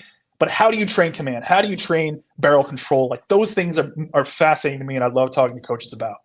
Well, I know I'm a better golfer when the ball's in the fairway than when in the trees. And And back in I'm a bad golfer either way. So and back in my baseball days, I remember I was better if I hit it well than if I struck out. So Sure. better contact makes you a better player. So these are going to be a lot of fun. Your tutorial was great on YouTube. Appreciate I'm promoting it because that's kind of what we need, right? Because you got to figure out there's a lot of different steps you got to go through to just see what Mookie Betts hits against four-seamers, then what he hits against sliders, then see the difference. Yeah, until we get like Alexa or Siri just to tell us the answer, you got to research a little bit. But it's fascinating stuff. You do a great job. Thank you. Thank you for always coming on the program, and I look forward to seeing what you produce on Twitter and checking in on Marquee. Thanks, Chris. I appreciate it a lot. Thanks for having me, man. Well, my friend. See ya. He's good. I'm telling you, if he wants to go national, he'll go national. You're telling me I can't believe that someone hasn't stole him yet. Maybe he has a really cushy deal with Marquee, or maybe he likes living in Chicago. Oh, your Cubs. Market 3. What have they won lately? By the way, your 2 best bat speed guys, your 3 best bat speed guys don't make a lot of contact. Oh, Giancarlo. No, Cruz is hitting the ball a little better lately, but he does make a lot of contact. Strikes out a lot. Schwarber. Oh, wow. He's Mr. Strikeout. He's Mr. 3 true outcome. And number 4 is Matt Chapman. Right? To all the bat speed people. Bat speed. Bat speed's great to a point. But when you're 4, your top 4, and by the way, Acuna is number 5, and he's not having a good year. which is hard to believe. You're reigning National League. But your top 4, Giancarlo, Oneil Cruz, Kyle Schwarber, Matt Chapman are your top 4 bat speeds in baseball, and they have trouble putting the stick on the ball. Where's my bat? It's a round bat and a round ball. You got to put them together. And what they're telling you is the more force you put on that ball with that object, the better chance you have. That's not necessarily true. Because the name of the game, which I always like to talk about, it's a game. There's a way to play the game. There's strategies to play the game. But we do know that the only thing that matters at the end of the game, when 27 outs is up at the end of the game, do you have more runs than your opponent? That's all that matters. Right? Until we change the game and how we evaluate it, I think win-loss and run scored and run prevention is what You matters. can give me all this hocus-pocus voodoo, but I watch a lot of baseball. Did you just quote the movie Hocus Pocus? No, was there a movie Hocus Pocus? Oh, wow. Your kids never watched Hocus Pocus? Even I've watched that Disney movie. No, I didn't. Oh, all right. Do I own it? I own all of every I know other you Disney might. movie. It came out in like 93. Man, my kids were 05. You're dated. 93. So your kids are. Yeah, I was in college at the time. You can give me all the voodoo shell game. I would say I'm in the top percentile of highlights watched today. You're a big quick pitch guy. I watch. It's the number one. I watch every day. When I'm watching the A's game, I'm watching also what MLB Network. I'm watching Greg Amsinger, and I'm watching them go game to game all the time. So tell you, I'll take this iPad, and I'll have MLB Network on, and on my main TV, or if I'm at the A's game, I'm watching the game. But I always have MLB Network on. So I'm always watching highlights. And I see a lot of bleeders, a lot of Texas leaguers, a lot of choppers, a lot of balls just put in play, winning games on a daily basis. So in the end, you can tell me you hit it harder, you got a better chance. There's no proof of that. No, you have a defense that's set. And you hitting it where the defense isn't is what's key. No matter how hard you hit it, what's key is where you hit it. You hit it where the defense isn't. That's the key, not making outs, right? If you hit a 105-mile-an-hour line drive to the shortstop and he's right there, boop, that's an out.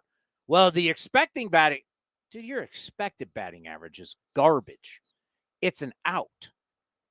The key is to not make outs. Is it that? Do you care how I make a first down? No. Do you care? Like, they put so much mumbo.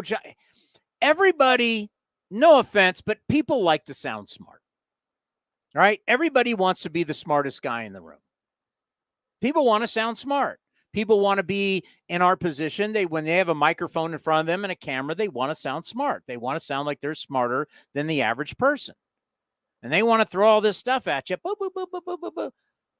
But reality is, and like as Sarah said, these teams have had this. Lance told you, these teams have had this. So now what happens is we get this information, and now television people, radio people, streaming people, whoever, we now all want to sound like we're pitching coaches and hitting coaches. We want to sound smarter because the average person does not care. The average person's not hanging out. The average person doesn't even know what baseball savant is. It's fair. I'm not fair. Like It's true. I mean, if I ask, you polled 30,000 people in a stadium, how many of you have heard of baseball savant? A lot have no, and they don't even know what you're talking about. I mean, we can equate it to our households. I don't think your wife or mine have ever heard of baseball savant. No chance. My family My family doesn't even know what MLB.com is, let alone baseball savant. So the whole point is, like, what matters? Well, each game is different. They are giving us, like, what is squared up is on contact percentage. What is contact percentage? Is that the amount of times they make contact on a ball? It's a percentage. Yeah. What is swing percentage? What is all this stuff? All this stuff is percentages. Once again, percentages and averages. Baseball is about percentages and averages, how we judge players. Blah, blah. But in the end, teams are judged on wins and losses. So if in all these games that you won, maybe you didn't have the hardest hit, but you won. That's why I always say run prevention is the number one thing. Does it matter what any of this stuff matters in wins? Maybe you hit 4 Texas leaguers that got guys to score, and you won 4-1. And each one was brought in by, you just dumped one into right field. Do you give a crap how that? No, but people will fixate on, well, the guy hitting after you hit a ball 115 miles an hour off the bat, and he's swinging the bat We've hard. told you the last team to lead the league in home runs and win the World Series, you got to go back to 2009. Do you think the Yankees owned the Twins then, too? Yes. But it just goes to show, it's like there's a lot of different ways to win. And you could tell earlier today, Mark DeRosa was like, yeah, I'm going to delve into that. Because the guys who actually played the game are all saying, and I agree with this, and I agree with it because I've done a lot of testing clubs in golf. There's a lot of similarities here. We don't know bat sizes. We don't know bat weights. There's a lot of things that we don't. This is new, and there's a lot of things we don't know. There's a lot of variables that we don't. Like Giancarlo Stanton, I would assume swings a very large bat. And if he swings a heavy bat, physics will tell us the heavier the bat, the bigger the bat, the heavier the bat, the bigger the sweet spot. If I hit the ball, I mean, it's just physics, right? The mass is more, and if it hits at a higher speed, that's not you're not teaching me anything. But that's if I have greater mass behind with speed hitting the ball, I mean, no doubt. I mean, this will be a sophomoric and lame, but it'll prove a point. I have a bat, wood bat, solid, and I have a pencil. If you threw a ball and I hit it with the pencil versus hitting it with the bat, guess which one goes further? I'm going to go with the bat. Why? Because it's bigger. Because the mass, that's the weight, the mass, the bat, they're both designed. They both look the same, right? Aren't they both pretty much the same design? Aren't they? Are you saying because they're cylinders? Or? They're both cylinders. But this has mass. This has weight, right? Well, I was going to say what we should do, because we know who now that Law was sent down, then the guy with the best swing speed is Brent Rooker. We should ask him when we see him next week when we're back at the Coliseum what the size of his bat is. How much do guys change bats during the season? Yeah. You've seen some guys who get into a rut will take a teammate's bat. Well, how do I know what the hell, whose bat, what bat are you using? There's a lot of variables to use. But never is anybody going to say swing slower, but you swing what's best for your body. And all these guys are different. And that to me has been, Eno is a victim of this. He tries to claim that all this shows you that swing harder, throw harder, stuff plus, da-da-da. But you got to realize everybody's body's different. So everybody's body is going to swing at a different speed. Mookie Betts does not swing at the same speed as Giancarlo Stanton, but Mookie Betts is a way better hitter than Giancarlo Stanton. But he swings at what everybody's body's different. Tiger Woods in his prime was different from Phil Mickelson, who was different from Scotty Scheffler today or Jack Nicklaus back in the day. And the equipment's different. Like everybody, human beings are different. Greg Maddux pitched different than Greg Maddux. There's more than one. We're trying to put everybody in a box. And it doesn't work that way. Roger Clemens was different than Greg Maddux, but they both won a boatload of games. There's different ways to be successful in sports. This should be stuff that helps. Like, yes, I want to have great contact. First and foremost, I want to have contact. Hitting something square, right? It doesn't matter the sport, even though these people are now trying to break it down like they have this new information. I don't know. Do I want Hockey sticks have sweet spots. And you see where the hockey player's tape is where the sweet spot is. And they put the tape on. Why? For their shots. For where the puck's going to hit. So it'd be like, I know where the sweet spot is. That's where the tape would go in hockey. Hockey players want to hit on the sweet spot. Same thing as baseball players, right? Same things that golfers, the irons and the drivers have sweet spots in them. That's where you want to hit it. Well, we're acting like we just invented something new here a couple days ago with Statcast. Right? We've kind of always known that. You want to make good, solid contact. Having speed to it helps. But once again, the contact matters. And that's where he mentions Justin Turner. Old man Turner is having an unbelievable year at 39 years old. Why? Because he knows how to square it up. Luis Ariz knows how to square it up. You got to be able to square it up. Just swinging it hard and hoping you hit it, that leads to numbers that you see with Giancarlo, O'Neal Cruz, Schwarber. That's why I said, like we watched with this when we released the pitch for pitching with velocity and tunneling and all that stuff when they did that with Baseball Savant.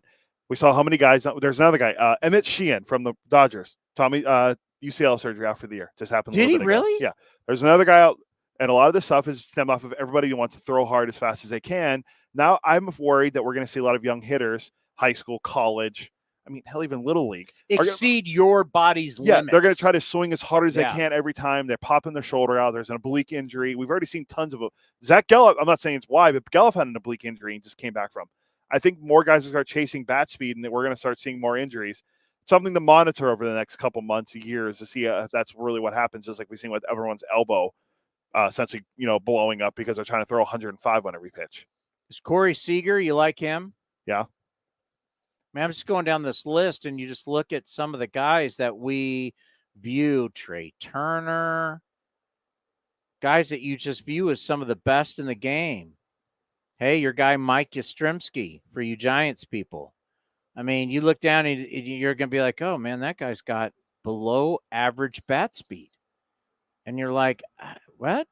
Isn't that guy like Miguel Toro? Abraham Toro's having a great year. His bat speed, he's having a career year for the Athletics. His bat speed is 69.9. Yeah. But he's having, for him, Mookie Betts is going to be a Hall of Famer. His bat speed is 69.5. But he makes a lot of contact. And so does Abraham Toro's making a lot of contact this year. Marcus Semien is 203rd in bat speed. Makes a lot of contact. When we go on a limb, I'll take Marcus Semien over the guys in the top 5. Right? Is that too Captain Obvious? Or? No, but that's the point. Does that take hot enough? It's like when you try and stuff plus me and you just try and tell me who throws the hardest, and we're now so enamored with Mason Miller in the fastball. It's like, you know what? Luis Ariz, bat speed is 62.5. But this guy, you want to face him? Day in and day out, who affects the game the most? Ken Korak says it. A book is 162 chapters. Do you affect every chapter? Hard to affect 162 chapters. But how many of those 162 do you affect the chapters? How many of these games are you really a factor in? That's the guys who are the most important players. Too many times we applaud stat stuffers. Guys that put up numbers when it doesn't matter. Guys that put numbers on bad teams. So you have a week that's just incredible, and it brings up the averages and the percentages, but you realize, but the other 3 weeks he stunk. And at the end of the year, people go, he hit 32 home runs. I'm like, but that guy's not a winning player. Doesn't run well, doesn't throw well, doesn't play defense. Like, what does he do other than those 32 times where he hit a home run? And by the way, the score was 7-1 when he hit that solo jack. I don't like that you're throwing Joey Gallo under the bus right now. Well, Adam Dunn. Well, I know what they're going to say. It's not his fault his team was losing. Well, he could have hit a home run in the first inning, and instead of in the 8th inning when they're down 11-2. I do love that you can track that stuff on baseball. I do too, Reference. because it puts context. Yeah. That was fun. We should take a break. It's been 2 hours. Have we had a break? No, we should probably take a break. Speaking of sponsor, how about my Link Soul? This is a link. We talk about the new spring line being out. This is one of the new spring shirts. It threw me off because of the pocket. Yeah, because you're so used to, we have golf polos, but this is one we talk about with the spring edition for Link Soul. I say all the time, this is stuff that you can wear out to dinner. Just kind of give you a better idea of the shirt. You can go out to dinner. You can do happy hour. I mean, it's a stylish shirt.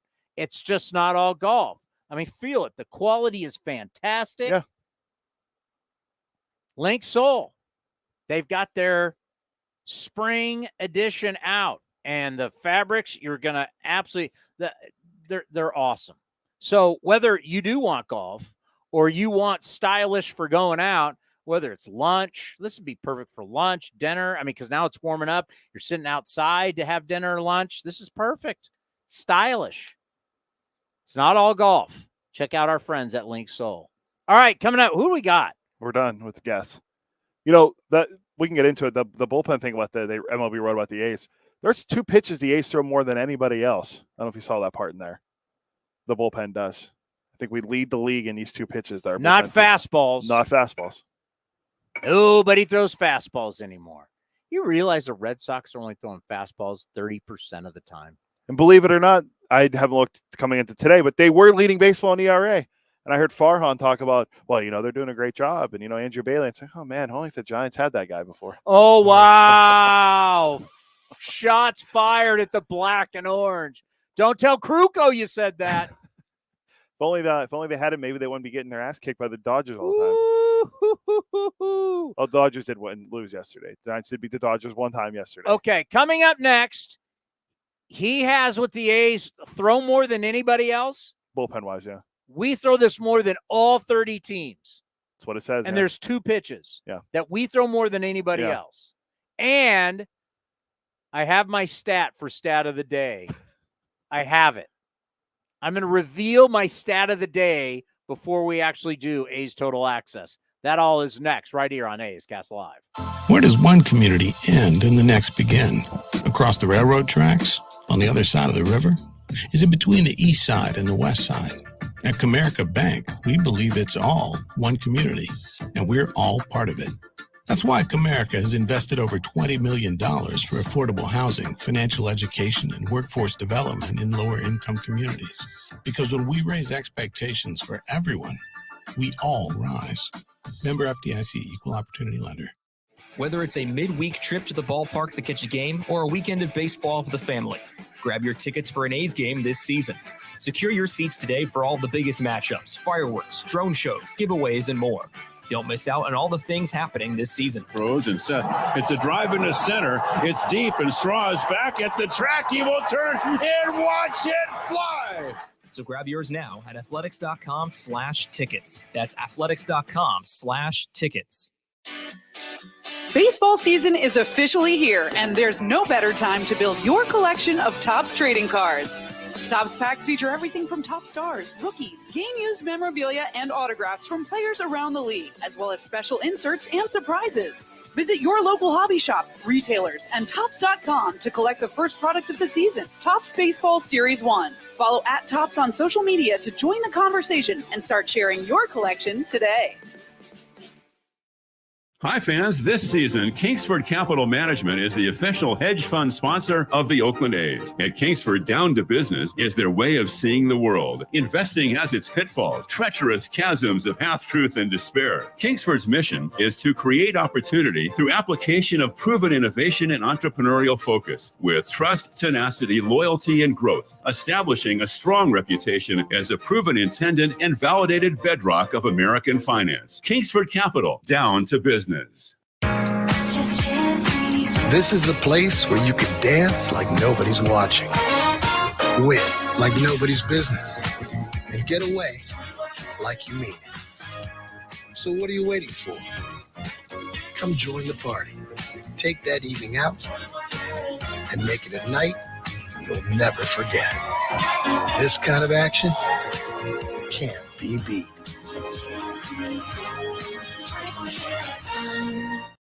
This is Chris Townsend. I'm proud to announce our year 2 partnership with Link Soul. They've changed my wardrobe, and they can do the same for you. And right now, their spring collection is fabulous. Natural fabrics and versatile styles, perfect for this time of the year. And they want to introduce their performance line for golf, premium for on-course apparel design, and to keep you cool and dry. Check it all out, linksoul.com. That's linksoul.com. Remember, look good, play good.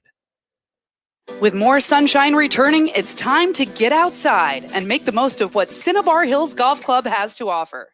Like 27 championship caliber holes tucked in the beautiful hills of San Jose. And take advantage of their amazing Bay Area views for your next special event. It's all for you at Cinnabar Hills Golf Club, an award-winning venue designed to peacefully take you away from the bustle of Silicon Valley. Go to cinnabarhills.com. That's cinnabarhills.com. If you're looking for a new mattress, Nest Bedding has you covered. Sleep on the same mattress Hall of Famer Ricky Henderson sleeps on. Nest Bedding is the #1 brand of online mattresses and the Bay Area's favorite mattress store. Take home the Easy Breather pillow. The New York Times calls it their #1 pick. You can navigate their easy-to-use website, nestbedding.com. That's nestbedding.com. Green and Gold fans, use the coupon code Oakland and you get 10% off your entire order. Nest Bedding, love where you sleep.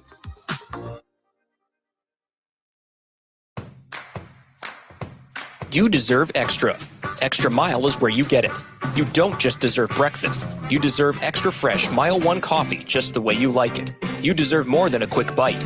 You deserve an extra satisfying array of hot foods, extra good snacks, and fountain drinks that help you go the extra mile. Plus, with Extra Mile rewards, you can earn free stuff. Visit Extra Mile at select Chevron and Texaco locations. See program terms and conditions for details. If you're looking for a great place to eat and watch games, go see our friends at the Chicken Pie Shop of Walnut Creek. The Chicken Pie Shop is one of the hottest restaurants in Walnut Creek. You're not going to find a better menu, and come try their world-famous chicken pie that has been served in Southern California for 86 years. Spacious indoor and outdoor dining, perfect for your next private party or corporate event. Don't forget free parking. For more information, go to chickenpieshopwc.com. That's chickenpieshopwc.com. And the underdogs, Oakland Athletics, win their first championship since they were in Philadelphia in 1930. Hi, I'm Raleigh Fingers, Hall of Famer, 3-time World Series champion with the Oakland A's and World Series MVP. Winning takes teamwork, skill, and heart. So when you need an ace for a personal injury lawyer that will win you the game, go with the winning team. Call Venardi Zerata at 833-VZ-FOR-ME or go to vzlawfirm.com. Venardi Serrata, the official injury law firm of the Oakland A's. Like sports, business is about winning. Championship decisions are business decisions based on what it takes to help your company win. And that's why there's UBO Business Services, specializing in helping you win every day by streamlining workflows, managing documents, and providing the best-in-class office technology. Make your championship decision with UBO Business Services. Visit them at ubeo.com. That's ubeo.com. Unlock offers and receive exclusive in-game features by downloading the MLB Ballpark app for iPhone and Android today. Plus, get the latest information on game times, schedules, and more. Streaming from the studio, A's Cast Live continues with Chris Townsend.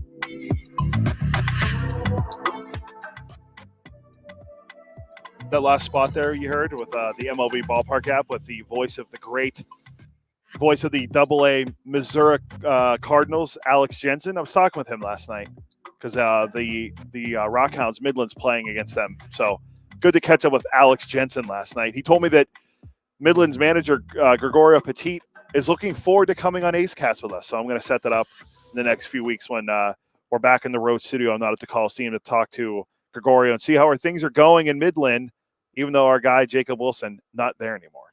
I texted with the great Alex Jensen because the tornadoes, one went through Paynes Valley, this golf course that Tiger Woods designed, and they had people that were in the restaurant or whatever who were like taking refuge from it. And they were like, of course, as disasters coming your way, you must film it. Because that's America today. That's what all people do. I want to say around the world. It's like, oh my God, I could die, but I want to film the thing that could kill me coming right at me. Because I could go viral. Just in case I don't die and I could go, that. I'm like, if a tornado's coming at me, I can guarantee you I'm not pulling out my phone. That's like the last thing I'm doing. And literally the tornadoes, and it's ripping up. It's like, I'm getting the hell out. I saw the trailer for did you ever see the movie Twister with Bill Paxton? And long time ago, yeah. So they were chasers, right? Yeah, they're making a second one. I don't think that any of the people have anything to do with Bill Paxton or what is her name? She was the main character with him. Her name was Joe in the movie. Anyway, I saw the trailer of it, and they're driving this truck, and they stop, and then they hit a button, and like it drops like drills into the ground. They'll like plant their truck into the ground, and like they get swept up in a funnel cloud. I'm like, are you kidding me? You're telling me that truck's going to sit there during an F5, please? So I'm kind of excited. I want to see how this movie does in theaters. I'll watch it when it comes out streaming. But yeah, the original Twister was a good movie. Anne-Marie Martin? No, that's the new one. Twisters is a new one. Twister's the original.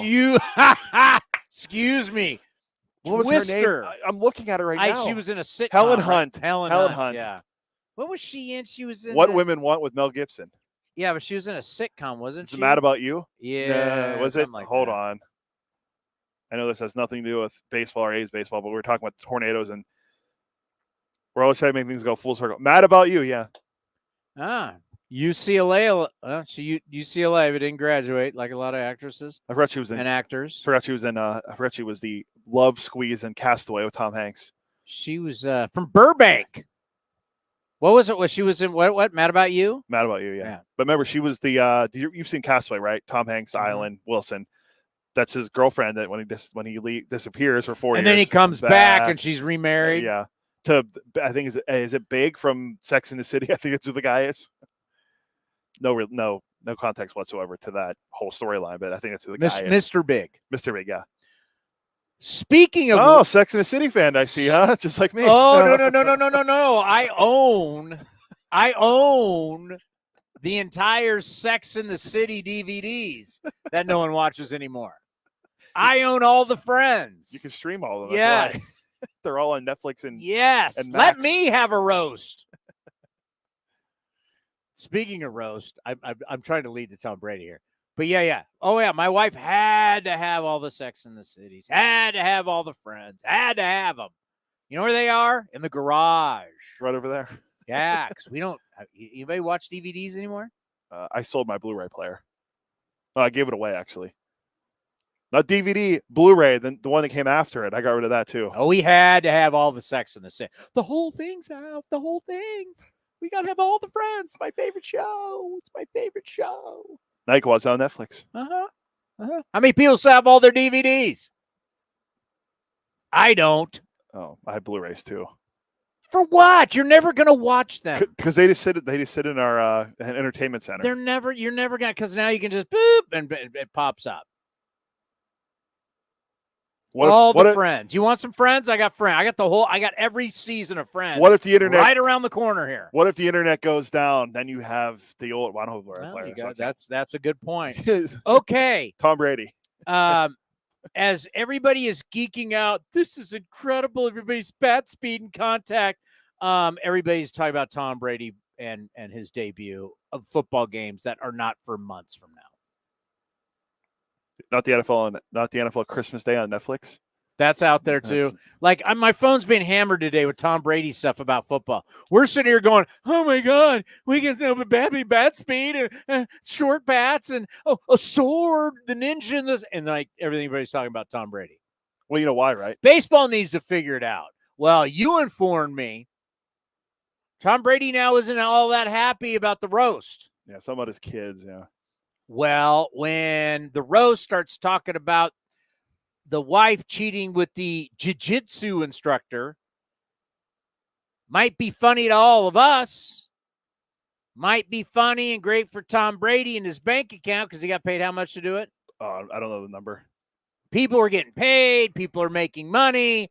But what are you saying about your own children's mother? Did you ever think about that one when you weren't thinking purely about yourself? It's funny, though, because like the thing that came out after it happened, I guess he initially told everyone, no Robert Kraft joke. So it's okay to make fun of your ex-wife, but not. Well, yeah, you don't think it feels great? You think Tom Brady sitting there having everybody call his wife up. I mean, basically, she's cheating on you, but yet there's that satisfaction. You know she's watching it. And who's really looking bad here? Who's looking bad? He's there. Oh, we're getting Tom. His wife was cheating on him. But who are you really making look bad? Tom. No. The wife. Her. Yeah. She looks like bleep. She's the cheater. She's right. In the end, we're making fun of Tom. But who is Gisele's not there. But Gisele's looking like an unfaithful. There's a lot of different things you could say. But the reason why Brady's and all the stuff you're talking about, the thing that came out yesterday that we know all too well about from our days in sports talk, what's the thing that everyone looks forward to every year on the same time? The schedule. Let's play the schedule game. Oh, my God. Do you have Gruden? I don't have it handy, but win. I will say I heard I heard a segment on my way over to your house. I won't say the say it. Just to be a man, say it. I heard Papa and John Lund talk about the Niners schedule and how many wins the Niners are going to have this year. 13 or 14. 13, easy. Yeah, of course. Lund said, "Oh, you know what?" Lund goes, "I'm going to last game of the year. They already have the division wrapped up in the 1 seed. They're going to lose. So essentially, they'd be 14-3." Johnny Lund, my good friend Johnny Lund. Oh, you Niner guys. Win, bye. The Frank Caliendo doing all the football coaches going over the schedule back in the day. Bruce Arians has the cocktail and he's drunk. You know, it was hilarious. But him doing the Gruden. So puts the classes down. Win. So what do we got here, man? Bye week. Win. 16-0, man. 16-0, man. Hilarious. We holds up Andy Reid, and it's just he goes, whatever. And it's just him shaking the Mahomes jersey. Tom Brady will not be restricted on NFL games he can broadcast despite pending ownership deal with Raiders. Oh, that's fine. I mean, was anybody afraid that Tom Brady was not going to be able to be the face of football broadcasting because of his minority ownership in the Raiders? Did anybody really think that Tom Brady was going to be denied the chance to broadcast in the NFL? I don't think so. Did anybody really believe that? No, I'm thinking because we only have a few minutes. We got to pay off our teases here. Do you want to do your stat of the day before? I just want to get back to Tom. You're now shocked. Your children are upset that you made their mother out to look really bad because you knew they were going to roast you about her. That's your children's mother. They were saying a lot of things about her. I mean, do you want to hear about your mom having sex with the jiu-jitsu instructor? Yeah. Brady says he regrets doing Netflix roast. I didn't like the way that it affected my kids. Is that how you want to have your mom portrayed? Are you asking me? Yes. Would you want to hear about your mom like that? No. What, did you think that your kids would like to hear about your mom and the jiu-jitsu instructor? That's your kid's mother. They've got to hear it. And you don't think that? Oh, I don't even know how many kids Tom Brady. I think they have. I don't know. 3. Let's say 2 or 3. You don't think? I know he's got a son or 2. You don't think your son's buddies are roasting him about his mom now? Because if I was friends when I was a kid, I mean, I know this probably surprises a lot of people. I'm pretty sarcastic, and I have always ripped my friends with love. If I was friends with Tom Brady's kid and we were the same age, you don't think I'd be You don't think his peer group, the baseball team he's on or the football team is on, because that's what we do as young men. We rip each other. That's how we give our love. You don't think Tom Brady's kids' buddies are ripping Tom Brady's kids right now about his mom? No. Or how about Tom Brady? I think he's older now. I know one son's older. I guess got to do it just to give people an example of what I'm talking about. What happens when Tom Brady's son is playing in competition against other young men? I don't think Brady has as many kids as Phillip Rivers.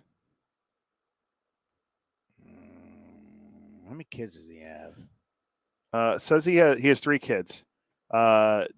Jack, Benjamin, and Vivian. One of them 16. 16.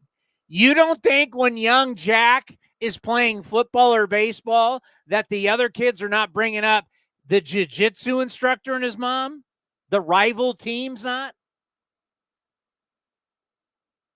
Sorry, they have 2 kids together. The other one was with another. I think it's another. Oh, Bridget Monahan. Yes. You don't think this kid Jack, when he's playing sports, the other team's not going to razz him about his mom and the jiu-jitsu instructor? I think he might be the son of him and Bridget. So I don't think they would. Let's say want to get on a stepmom. No, I think Jack. Whatever. I don't have time to go through the Brady family tree. I'm just saying the son is going. The other team's going to be mentioning Giselle and the jiu-jitsu instructor. So there you have it. All right, pay it off. Okay, so we're talking about the A's bullpen and the usage.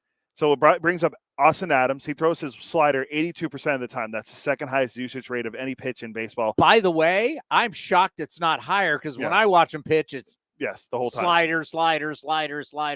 MLB.com did an article breaking down how great the A's bullpen has been this year versus last year. The A's bullpen as well, also entering play yesterday, deployed the most sweepers and sliders at the highest rate in baseball at 42.3% of the time. So sweepers and sliders, A's relievers are throwing more than anyone else in baseball at 42.3% of the time. So it talked about how great the bullpen's been with Austin Adams, TJ McFarland, Mitch Spence, Kyle Muller, Mason Miller, Lucas Ursig. It was a good article if everyone wants to check it out. So we're throwing the most what? Sweepers and sliders, 42.3% of the time. By the way, how's the bullpen doing lately? Well, after going 7 straight games without giving up a run, we have the 3rd highest ERA over that span since May 3rd, and it's 5.73. Forget I asked that. But we got Aaron Brooks. He was great yesterday. Are you ready for the stat of the day? Yeah. That will be happening in, I don't know. Moments? No. Stat of the day comes. It's my scene setter leading into Vince. Segment 5. This is the 4th game. So will that be Darren Bush today? Yes. So before Vince talks to Darren Bush today, bench coach and head of our hitting program, A's have gone 101 straight at-bats without a home run. Why would that be a problem? Since you say you know everything about baseball. Because we're 2-12 and we don't hit a home run. That's one. What's the other problem? Because majority, over 50% of our runs come from home runs. As Billy Beane once said, you're not even looking at the problem. Well, that would be Brad Pitt playing Billy Beane. You're not even looking at the problem. 51.2% of the runs scored are by the home run. So over 50%, just barely, of your runs are scored by the home run. That'd be half for everyone counting at home. And 100, well, what's half of 0 last night? 0. Can Baseball Savant tell me that? Or can Baseball Savant, what's the half of 0? What happens when you score 0 runs, Baseball Savant? What are the percent? What's your win percentage when you score 0 runs? 0. 101. So every at-bat starting tonight, Toro leading off? Yes. So if Toro doesn't go deep, it's 102, 103, 104. You're built on home runs, and you've not homered in 101 straight. I'm going to give my pick the click. I'm going Johnny D from Spring Training. Pick the click. J.D. Davis is due. He hasn't had home runs since game 2. He's your pick to click? Home run. Did Johnny D ever get his pick to click sponsored? I don't think. J.D. Davis hasn't homered since March 29th. Okay. He's doing it tonight. I'm going to go out on a limb here. Oh, wow. I'm going to go my pick to click. What is Seth Brown's career against Christian Javier? 2 for 15. That's a one. What? Hold on. 170 batting whoa, average. Whoa, that's way too high. Is that way too high?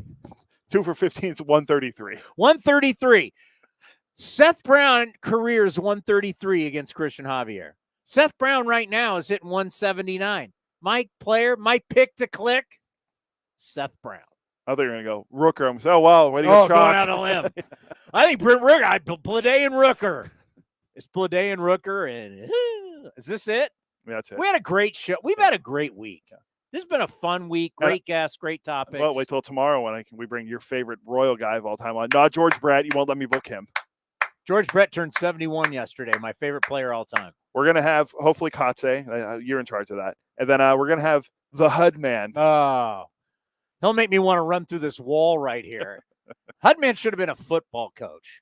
Well, he was a good football player. Could have played at Notre Dame. Instead, he did this stupid thing called baseball. All right, coming up next, Sarah Langs, thank you.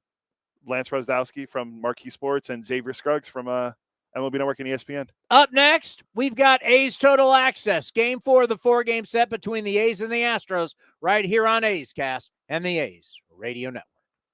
This is Chris Townsend. I'm proud to announce our Year 2 partnership with Link Soul. They've changed my wardrobe, and they can do the same for you. And right now, their spring collection is fabulous. Natural fabrics and versatile styles, perfect for this time of the year. And they want to introduce their performance line for golf, premium for on-course apparel design, and to keep you cool and dry. Check it all out, linksoul.com. That's linksoul.com. Remember, look good, play good.